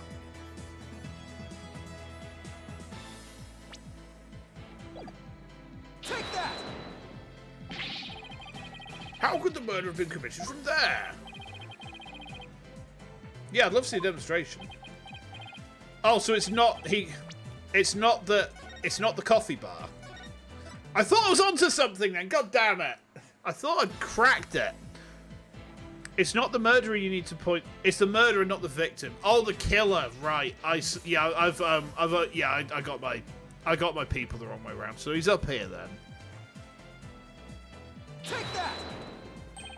There! Oh, that's... This should wrap things up nice and pretty for you, Mr. Wright. I would ask the court to recall the study's layout. But this time, instead of thinking in 2 dimensions, let's think in 3. Got my wires crossed? I did. The headache is worth it. I don't know. There might be a beer in my future. Oh, hold on. Sorry, I had to fart then. Because it was not a murder? No, it was definitely a murder. It was 110% a murder. I think Attition is the killer. Yeah, he's dropped the suitcase onto him. The killer didn't have to swing the suitcase. If he used gravity to his advantage, that is. That's right. It was the plaintiff, one politician Wimpson, who used the suitcase. He pushed it from the second floor. Whee! And sent it hurtling down onto Dr. Buff, who was sitting at the coffee bar. Dude. The psychology book had been at the coffee bar, no doubt. The doctor must have set it down there after he finished reading it, or the like. But his blood got on it, which is why the killer thought to hide it in the mountain of books. Oh, I see! That's why it's blood and coffee. Right, okay, I get it. Objection! That's quite an entertaining theory you have there, Mr. Justice. But there's no evidence that the murder took place at the coffee bar. Haha, yes there fucking is. I'm not so sure about that, Mr. Wright. You're thinking he might have shoved it? He's definitely shoved it. Murder, the evidence does exist. The evidence does exist. And I'm going to show you. You are? This right here is proof that the murder took place at the coffee bar. Take that! This brown stain was determined to be coffee. What's more, it was still a bit damp when we saw it yesterday morning. Ah! One look at this book speaks volumes, I'm afraid, Mr. Wright. It tells us that the doctor was having a cup of coffee at the coffee bar. That's when the suitcase came hurtling down, striking him on the head. Causing both his blood and his coffee to spatter onto it.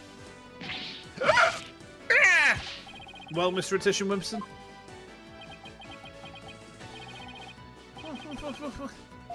What motive can I possibly have to kill Dr. Buff? And there it is, that final excuse cornered killers are so fond of. Well, the doctor never returned your crystal to you, did he? Instead, he hid it in the cave ruins. Telling him that the Defiant Dragons were a dangerous bunch was a huge blunder. All it did was make him hide the orb. Your lie came back to bite you in the end. Even worse, the doctor saw the news report, so he knew the relic was the Founder's Orb. Being the conscientious researcher he was, he knew he had to return it to its rightful place. And that meant keeping it out of your hands. That looks about the right angle. Yeah, we got him. We nailed this bastard. You were so angry he refused to return the relic to you. That you killed him with your own hands. Isn't that right, Mr. Attition Wimpson? Oh dear.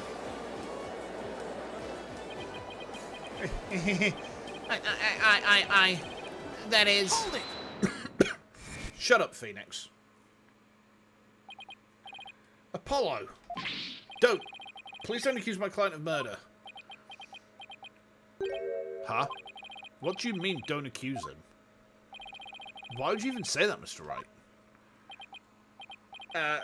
What I meant was, he's a promising politician with a bright future ahead of him. Murderer, murderer, murderer. It's in our nation's best interest to avoid burdening him with the taint of scandal. I mean, that doesn't seem to be stopping many politicians these days, so, you know, I don't buy that argument, Feeney. Say what?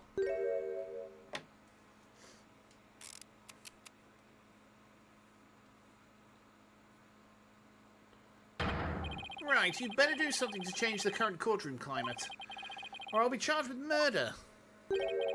And you know what will happen to her if that happens. Ugh. What's he talking about? Well, I can ponder that later. For now, Mr. Wright, you can't possibly believe that Mr. Arabal is the killer. Are you really going to send an innocent man to prison? I thought you were better than that. Well, Mr. Wright, answer me.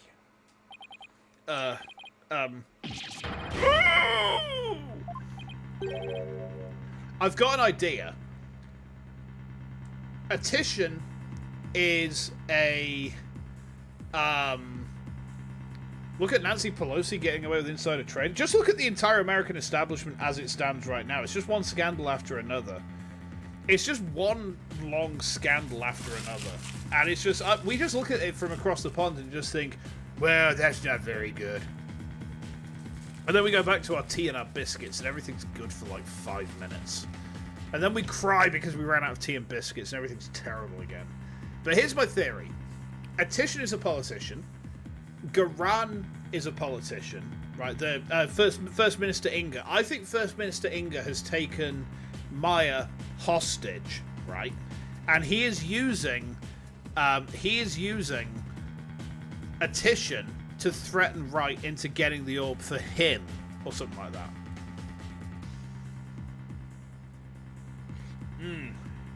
Yeah, I mean, to be honest, I think that looking at what's going on in America, like, right now with the current presidency, it's just like, what the hell? Like, I don't know what you guys are up to over there, but it's kind of wild. It's kind of insane. But, like, I don't think anyone is going to look back at this time in history and think, wow, there was definitely no one doing acid at the time. There is no cocaine involved. Working. If you can call it that. Sure. What in the world's going on here? What's Athena know? If you won't say anything, then... Mr. Attrition Wimpson, the defense hereby accuses you... Oh, what are you doing, Athena? Apollo, wait. Not you too, Athena. It's just, I wasn't sure whether I should say anything, but... During that last recess, I went to check on Mr. Wright. You gotta go, Hades. No worries, you take care, alright? And hopefully we'll see you on Sunday for some Metroid Other M, yeah? I overheard something I shouldn't have. Oh? I trust Maya is unharmed. I can't really say, but just remember, if I'm arrested or fail to obtain the treasure, there will be consequences. Consequences of the worst kind if you catch my drift. Ugh. Wait, was I right? Relax, all you have to do is ensure I get my hands on that relic. I must deliver it to my benefactor at all costs. His benefactor is definitely Inga. She got kidnapped again! Oh, for fuck's sake, Maya. Why would she do that? What do they want the relic for, anyway? It's something to do with an old legend. My patron seeks the great power said to be granted to whoever holds its secret. Maya? As in Maya Fey? Yeah, the boss's legendary former assistant. Miss Fey's being held hostage? So it seems. Why didn't you tell me as soon as you heard this?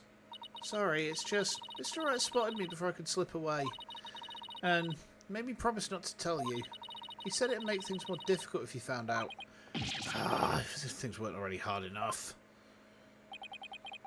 So that's why Mr. Wright was acting so strange. He is acting kind of weird. Hang on. He might have your income tax thanks to tariffs, but tariffs are taxable on what you guys pay. Like, you guys pay the tariffs. They are...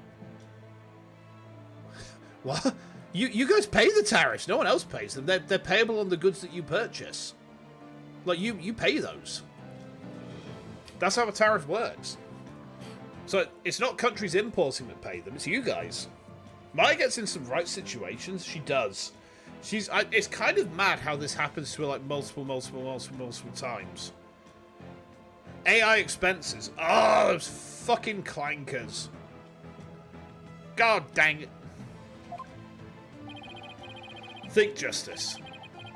There's got to be something you can do. Tariffs and importing tax. It's like, you know when we pay duty on something coming into the country? Let's say we order a t-shirt from 86th, right? And then customs say, hey, you need to pay 20 quid on import fee. That's basically what a tariff is. It's not the seller who pays it, it's the purchaser. And the purchaser is basically the customer at the other end. So it's basically the same as the import duty. So, like, it's a tax, sure, but it's a tax that the buyer pays. It's not a tax that the seller pays at all. It's kind of mad, actually. Like, I don't... This is one of those moments where the rest of the world is just kind of, like... Just like... Eh? Nande? Mr. Justice, about that last statement of yours, I believe you were in the middle of accusing the plaintiff of murdering Dr. Buff. Would you care to continue? I'm sorry, Apollo. I'm really, really sorry. What's gotten into you two? If I accuse that slime bag, I'll put Miss Faye's life in jeopardy. It seems you finally caught on. I'm far too important to be accused of murder. After all, our nation's future is squarely on my shoulders. Ugh, either I give up or...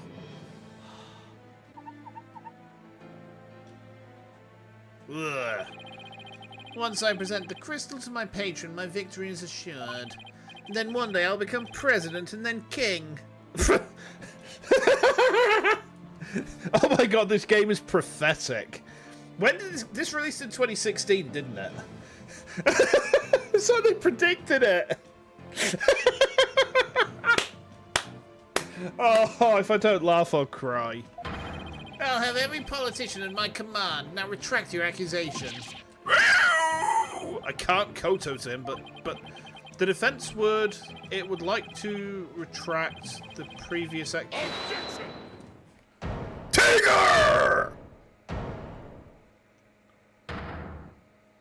Did you hear that, Andy? Did you fucking hear that objection? That objection has to be rock solid. Yes. Yes. Dirk is voiced by Jameson Price. Phenomenal. Apollo. Dirk? I don't know what's going on here, but a lawyer should never look the way you do right now, with defeat and resignation written all over your face. 200% erect? Fuck yeah. A dragon never yields.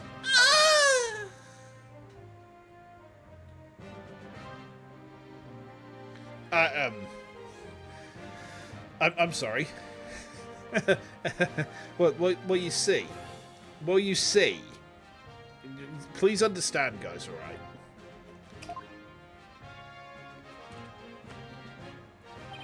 Even when wounded, a dragon bites down hard and never lets go till its dying breath.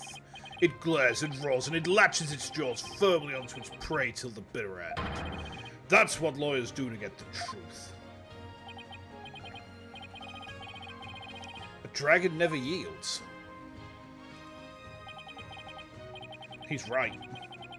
It's all over if I give up now. If Mr. Right's hands are tied, it's up to me to do what must be done. He's saved my neck so many times. Now, it's my turn to save his. Dirk, thanks for that wake-up call. Huh, now that's the face of a lawyer you've got there, son. Where there's a will, there's a way. We don't wanna go to war today, but the Lord of the Lash says nay, nay, nay. And, you know, so on and so forth. And I'm gonna find the will to save Miss Faye, and see that justice is served. Oh, okay. Here we go. That scumbag is holding Miss Faye hostage to ensure he gets the orb for his patron. And it seems said patron believes in the orb's legend. The thing is, the founder did appear when the orb was exposed to fire, just as the legend said. If the legend is true, we've already solved the riddle, right? Hang on. Hang on. Hang on. The founder bestowed... Oh, I understand. I think I get it, guys. I think I get it. Descending upon us in all her glory. In all her glory. She bestows the greatest power known. People see her face, and it's like, it's faith, isn't it? Faith is the greatest power, because people will do a lot of mad things for faith. You know, people will really, like, go to extreme lengths for matters of faith. So I think that's the greatest power. It's the knowledge. It's the founder herself. It's the propaganda and the belief behind her, isn't it? No, we haven't solved it yet. I think I have.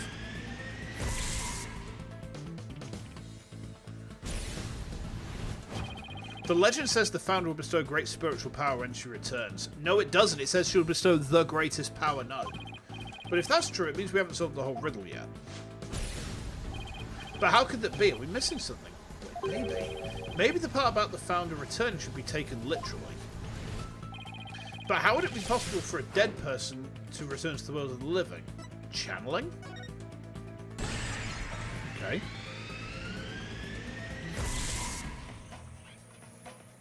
Oh! No, I get it! I get it! I get it! I get it! Because we have her face. We have her face and we have her true name.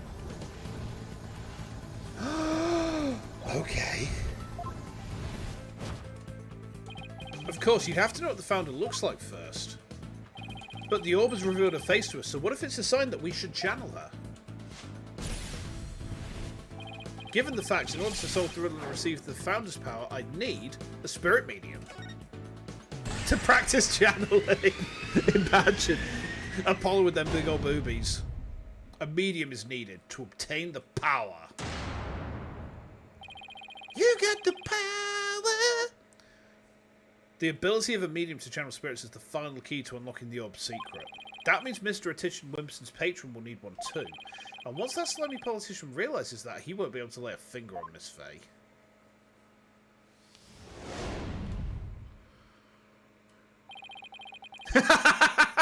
Ara, check over on YouTube chat. Do you see it?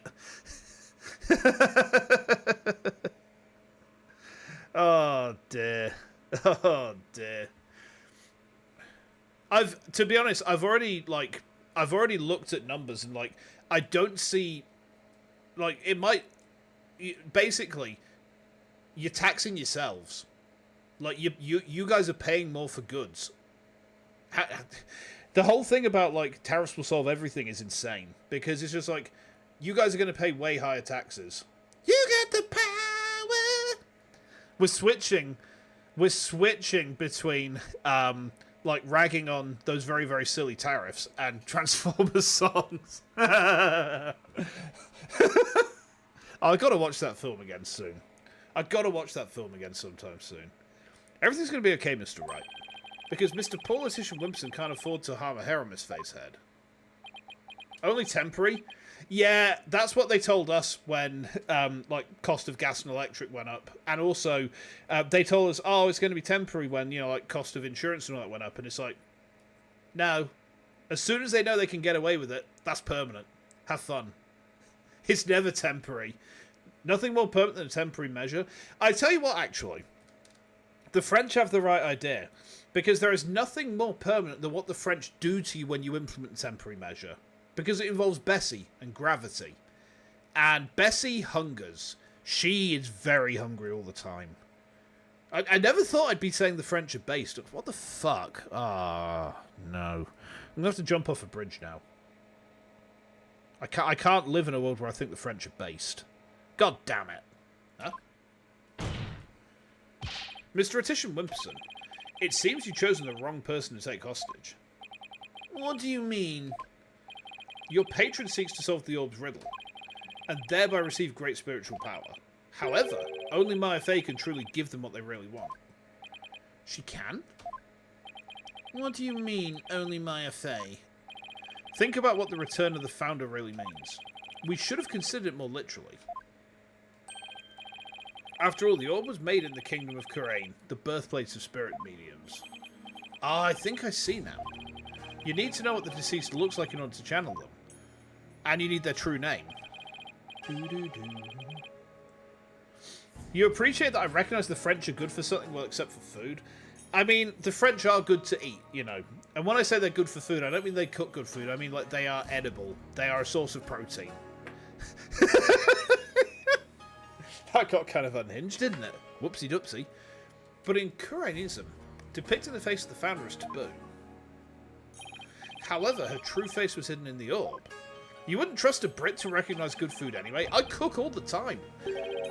My most recent creation was Spanish stew with chicken, chorizo, king prawns, and then it was cooked in tomatoes, sun-dried tomatoes with courgette and bell pepper. The main seasoning was paprika, smoked paprika, and then for herbs it was well, there was a chicken stock cube, bit of white wine vinegar, bit of Henderson's relish, and then I also mixed in rosemary and oregano. Chef kiss, 10 out of 10. Came out beautifully. I love to cook. I love to cook. Yeah, see, I think that you're falling victim to propaganda here, Alec. Because... Say chorizo again. Chorizo. I pronounce it as I've been told to by Spaniards. So, yeah. See, petrol prices coming down doesn't really account for the fact that everything else has shot up, and you're paying, like, what, 35% more on imported goods? Not people importing the goods are paying that. You guys are paying that. You know, it's like us with import duty. Like, paying more on import duty when the manufacturing sector doesn't actually manufacture enough to keep up with demand is kind of insane. I say kind of insane. It's balmy. It doesn't make any sense whatsoever. It's almost as insane as the UK leaving the customs union, because that drove all our prices up, and they've never come down since. Not once. I don't think they ever will now. Brits conquered half the world for spices.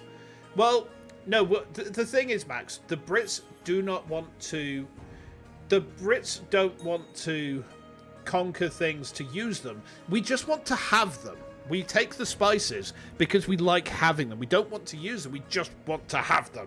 We crave the ownership. Woo! Okay. Maybe the orb is telling us to try and channel the founder. Exactly. Through a spirit medium, the founder can quite literally return. And if the legend is true, the founder just might bestow spiritual power on someone when she does. It's like when Pearls imbued my Magatam with spiritual power. Hang on.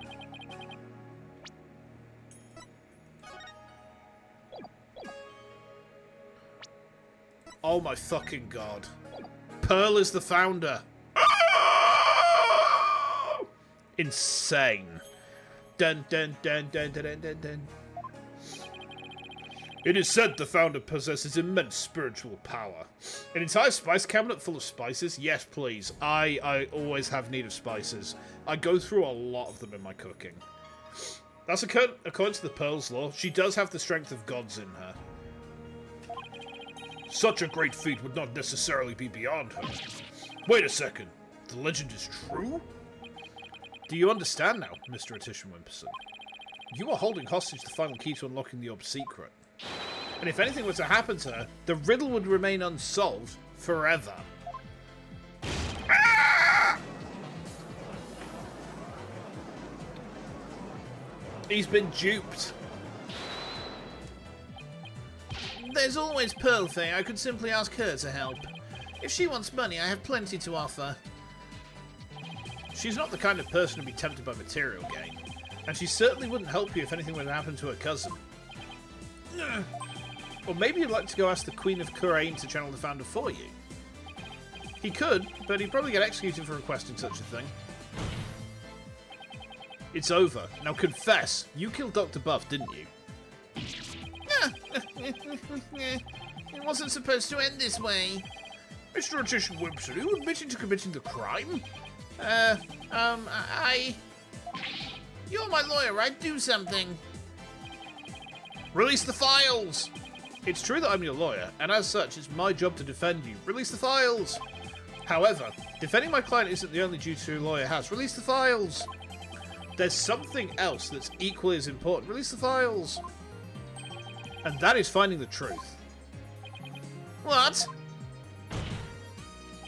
Mr. Attition Wimperson, you have sought to twist the truth in the dirtiest of ways. I was complicit in your hostage-taking. But in a way, I was being held hostage too. Yes, release the Wimperson files. Post haste. Ow. Oh, I banged my hand way too hard then. Ow. Even so, there's still hope for me to make things right. And I owe it all to you, Apollo. Mr. Wright. Aww. I can't allow a murderer to walk away scot-free. Therefore, Mr. Attition Wimperson, I must resign as your attorney. No! Does this mean... I'm under arrest. Oh! Oh dear. His ass been arrested.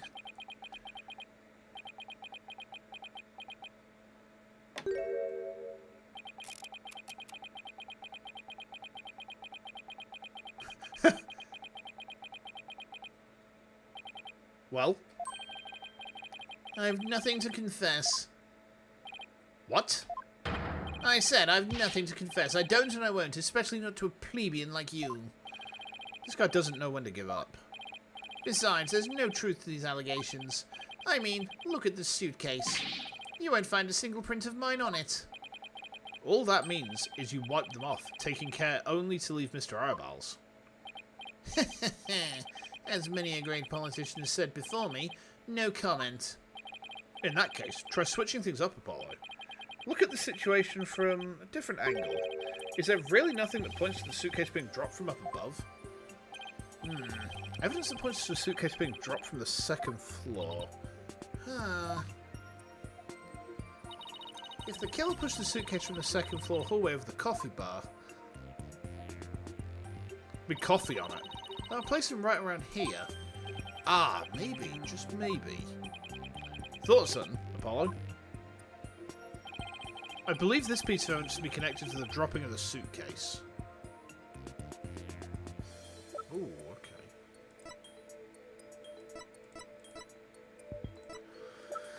Okay.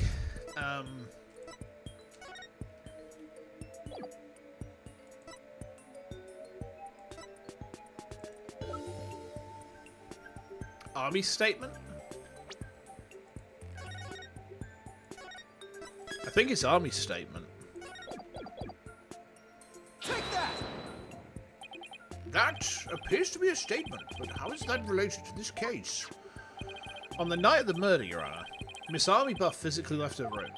That's when she saw the doctor burning the orb and subsequently passed out, right above the coffee bar. But with her there in the wheelchair, the killer wouldn't have been able to drop the suitcase down onto the doctor. Good point.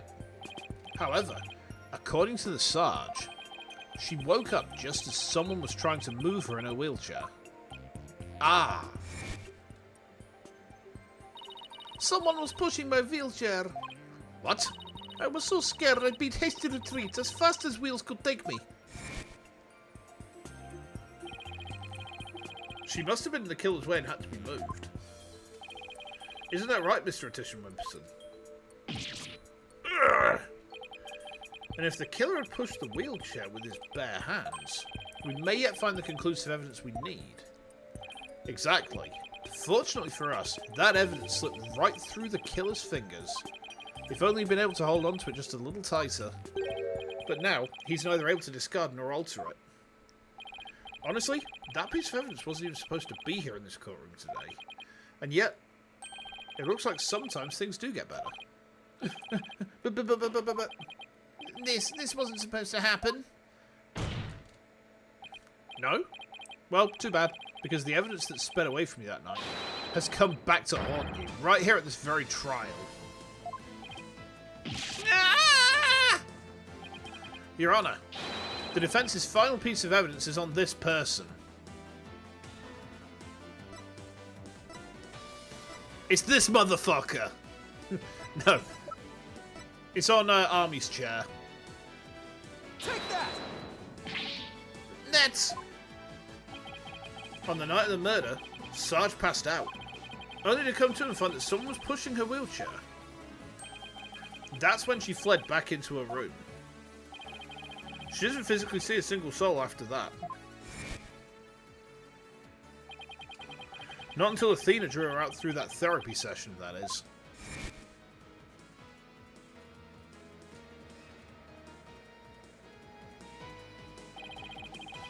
While the killer was able to wipe the prints on the suitcase off, the same can't be said for the prints that got away. my fellow Kuranians. You're going to join Sarkozy in jail. Yeah. Plap, plap, plap, plap. Get Bolsonaro, get Bolsonaro. Plap, plap, plap, plap. Well, Mr. Attition Wimpson, try to explain your way out of this one. The podium is all yours.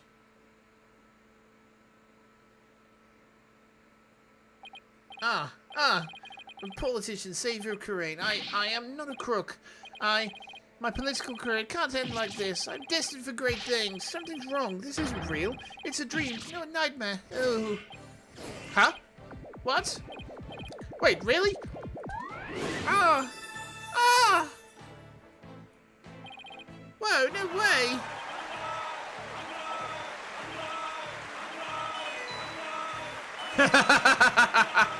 Wait, what? No, please. Wait. Don't go. No. No, please. Whoa! Grandpa!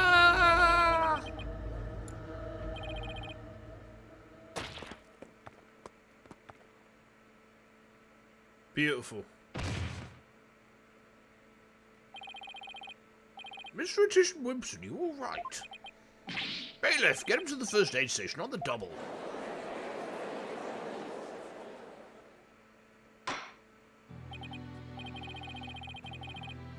Well, this was yet another unexpected turn of events.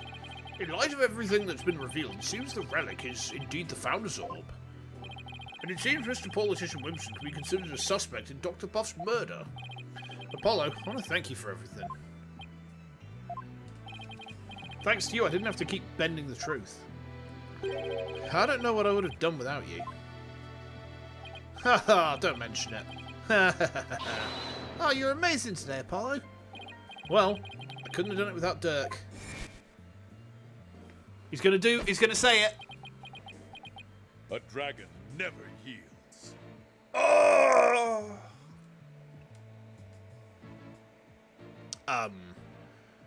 Look, I can't help it if his voice is incredibly sexy, alright? I can't help that, alright? It's not my fault. It's not my fault. He's got a voice that could moisten a woman from 10,000 miles away.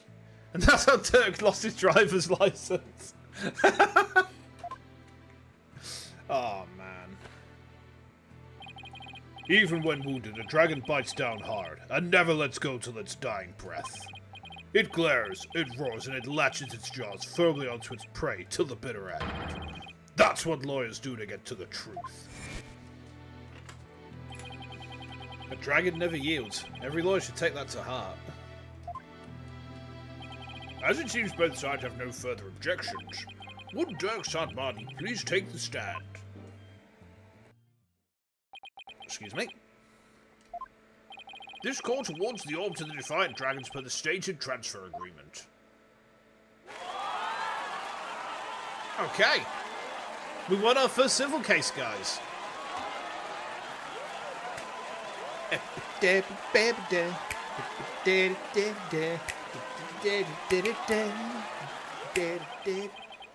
the Kingdom of Korean claim ownership, the matter may have to be deliberated in court all over again.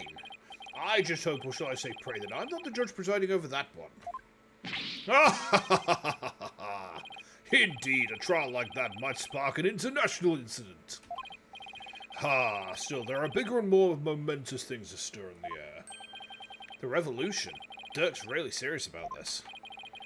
This court is adjourned. Donk. Good stuff.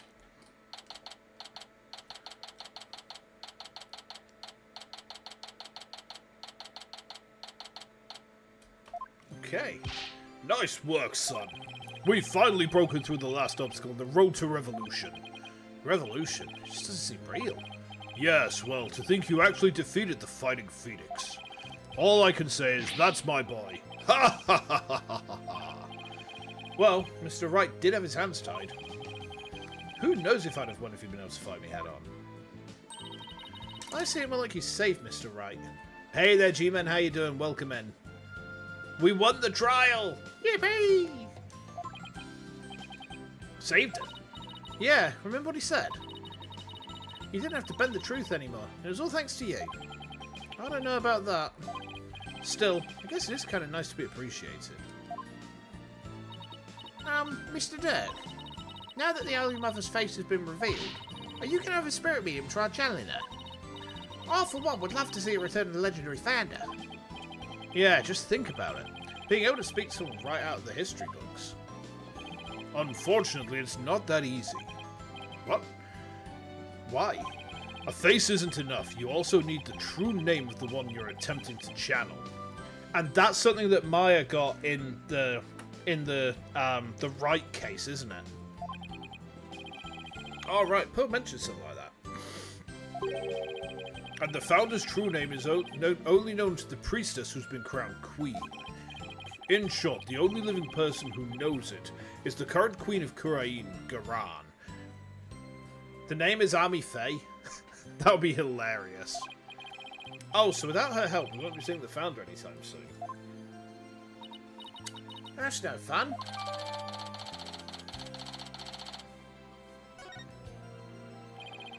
So, Dirk, what will you do now? First, I'll start by tracing the route by which the orb came into Dr. Boss' hands. Oh, me. Got tired all of a sudden. Since we know now his politician asked the doctor to study it, isn't he the one who stole it? No, a political nobody like him couldn't get anywhere near the orb, let alone steal it. He must have had inside help. My money is on someone connected to the royal family. Oh, right, you said something to that effect back in the cave. Whoever it may be, we need to expose their dirty scheme to the light of day. Oh, man, my water bottle stinks. I think I have to wash this out. Oh, man, I've been drinking that shit. Ugh. Well, I'm sure Mr. Wright has plenty of information, courtesy of his dirty client. He might be able to shed some light on this. Private Justice! Oh, it's the helicopter this time. That was fine work you did at the trial today. You did your sergeant proud. Back at you, Sarge. It took real courage to leave your room like that. It's all thanks to you and Corpswoman Sykes. With my siege defense over, I can finally sally forth. But the battle's only just begun. One for me, and me alone to fight. To lose your mother and then your father. What a terrible thing to endure. Yeah, and being wheelchair-bound doesn't help. Private Justice. Wrong voice. Private Justice. I've been thinking. It's about time I stood on my own 2 feet. After all, I no longer have Papa to cuddle me. Huh? I'm afraid I don't follow. Take a good look, soldier. This is one small step for man, and one giant leap for me. She's gonna get out of the chair. Hold my drone for me, would you, Private Justice? Yeah, yes, sir. What is she up to?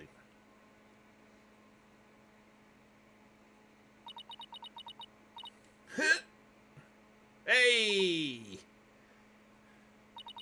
Whoa.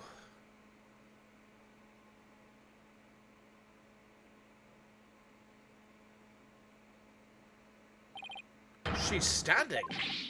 What's this? Sarge, you mean your legs there? The doctor told me I was ready to walk again months ago. But if I admitted I could walk, I knew I'd have to leave the house.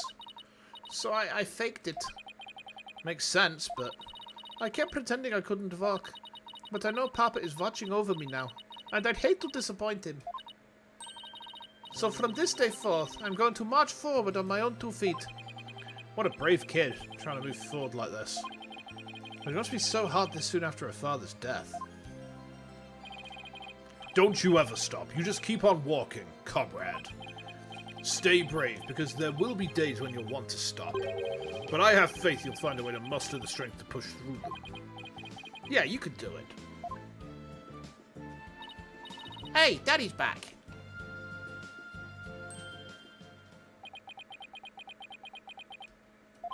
Mr. Wright, what's that look on his face for? Oh, Apollo. Is everything alright with Miss Faye? She's safe, for now. Well, then we better go save her. Quick. Where is she, anyway? I'm afraid I have some bad news. Huh? Maya's not here in the States. She's still in Kurain. And she's still being held hostage by the mastermind behind this whole thing. Gotta go eat, no worries. We'll be wrapping up in a couple of minutes anyway, I think. The mastermind? That's right. Politician Wimpson was nothing more than a pawn. Maya's true abductor is in the kingdom of Kurain. What? I don't understand, Mr. Wright. What's going on over there? Oh, is this the to be continued? But as shocking as that news was, it was only the beginning.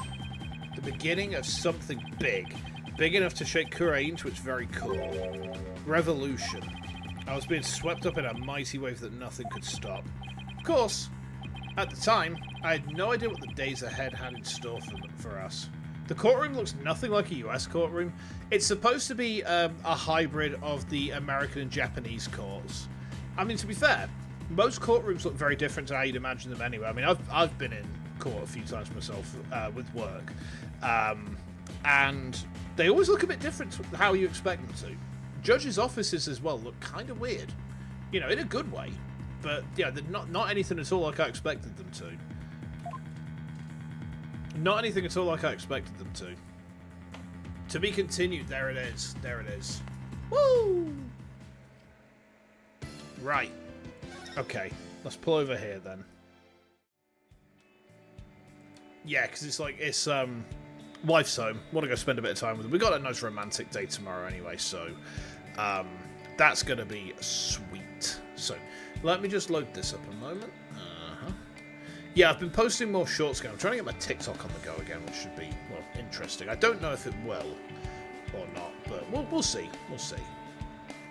All the US courtrooms have the same basic setup. I mean, all the courtrooms in Japanifornia have the same basic setup, so all I know is that that's what it's based on. That's why they call it Japanifornia, because it's that kind of hybrid of the two that kind of makes a bit of a mix take of both of them. So far, the British courts haven't been targeted. I feel as though the Great Ace Attorney might change that, but we will see. But yes, tomorrow, remember, no stream. We're streaming on Sunday. We're playing Metroid Other M. So I will hopefully see some of you guys there for that. The rest of next week, I haven't started planning my streams out yet, except I'm doing Prime 4 on Wednesday, so I'm going to move Fatal Frame to the Thursday slot for a little bit. And then Monday, Tuesday, I'm going to try and work those out. Someone said I should do Scrandle, and I'll be honest, I'm thinking of doing Scrandle. It looks very cursed. It could be a lot of fun. Anyhow, thank you for all the hangs tonight, guys. I hope you have a great rest of your day. Make sure that you take lots of care and have a good one, alright? If I don't see you on Sunday, look after yourselves, and I will hopefully see you next time, alright? Light Your Frontier, at some point, maybe. I don't think I'm streaming that this week. I'm going to give that a little bit of a rest, but only because I want to do some, I want to vary my schedule a little bit. So, I'm going to have a look and see what I fancy the look of. But yeah, Light Your Frontier is definitely on the cards at some point, alright? I ain't forgetting about it. It's just maybe the week after. I'm going to see how I feel. But, in the meantime, see you guys soon, and have a good one, alright? Till then.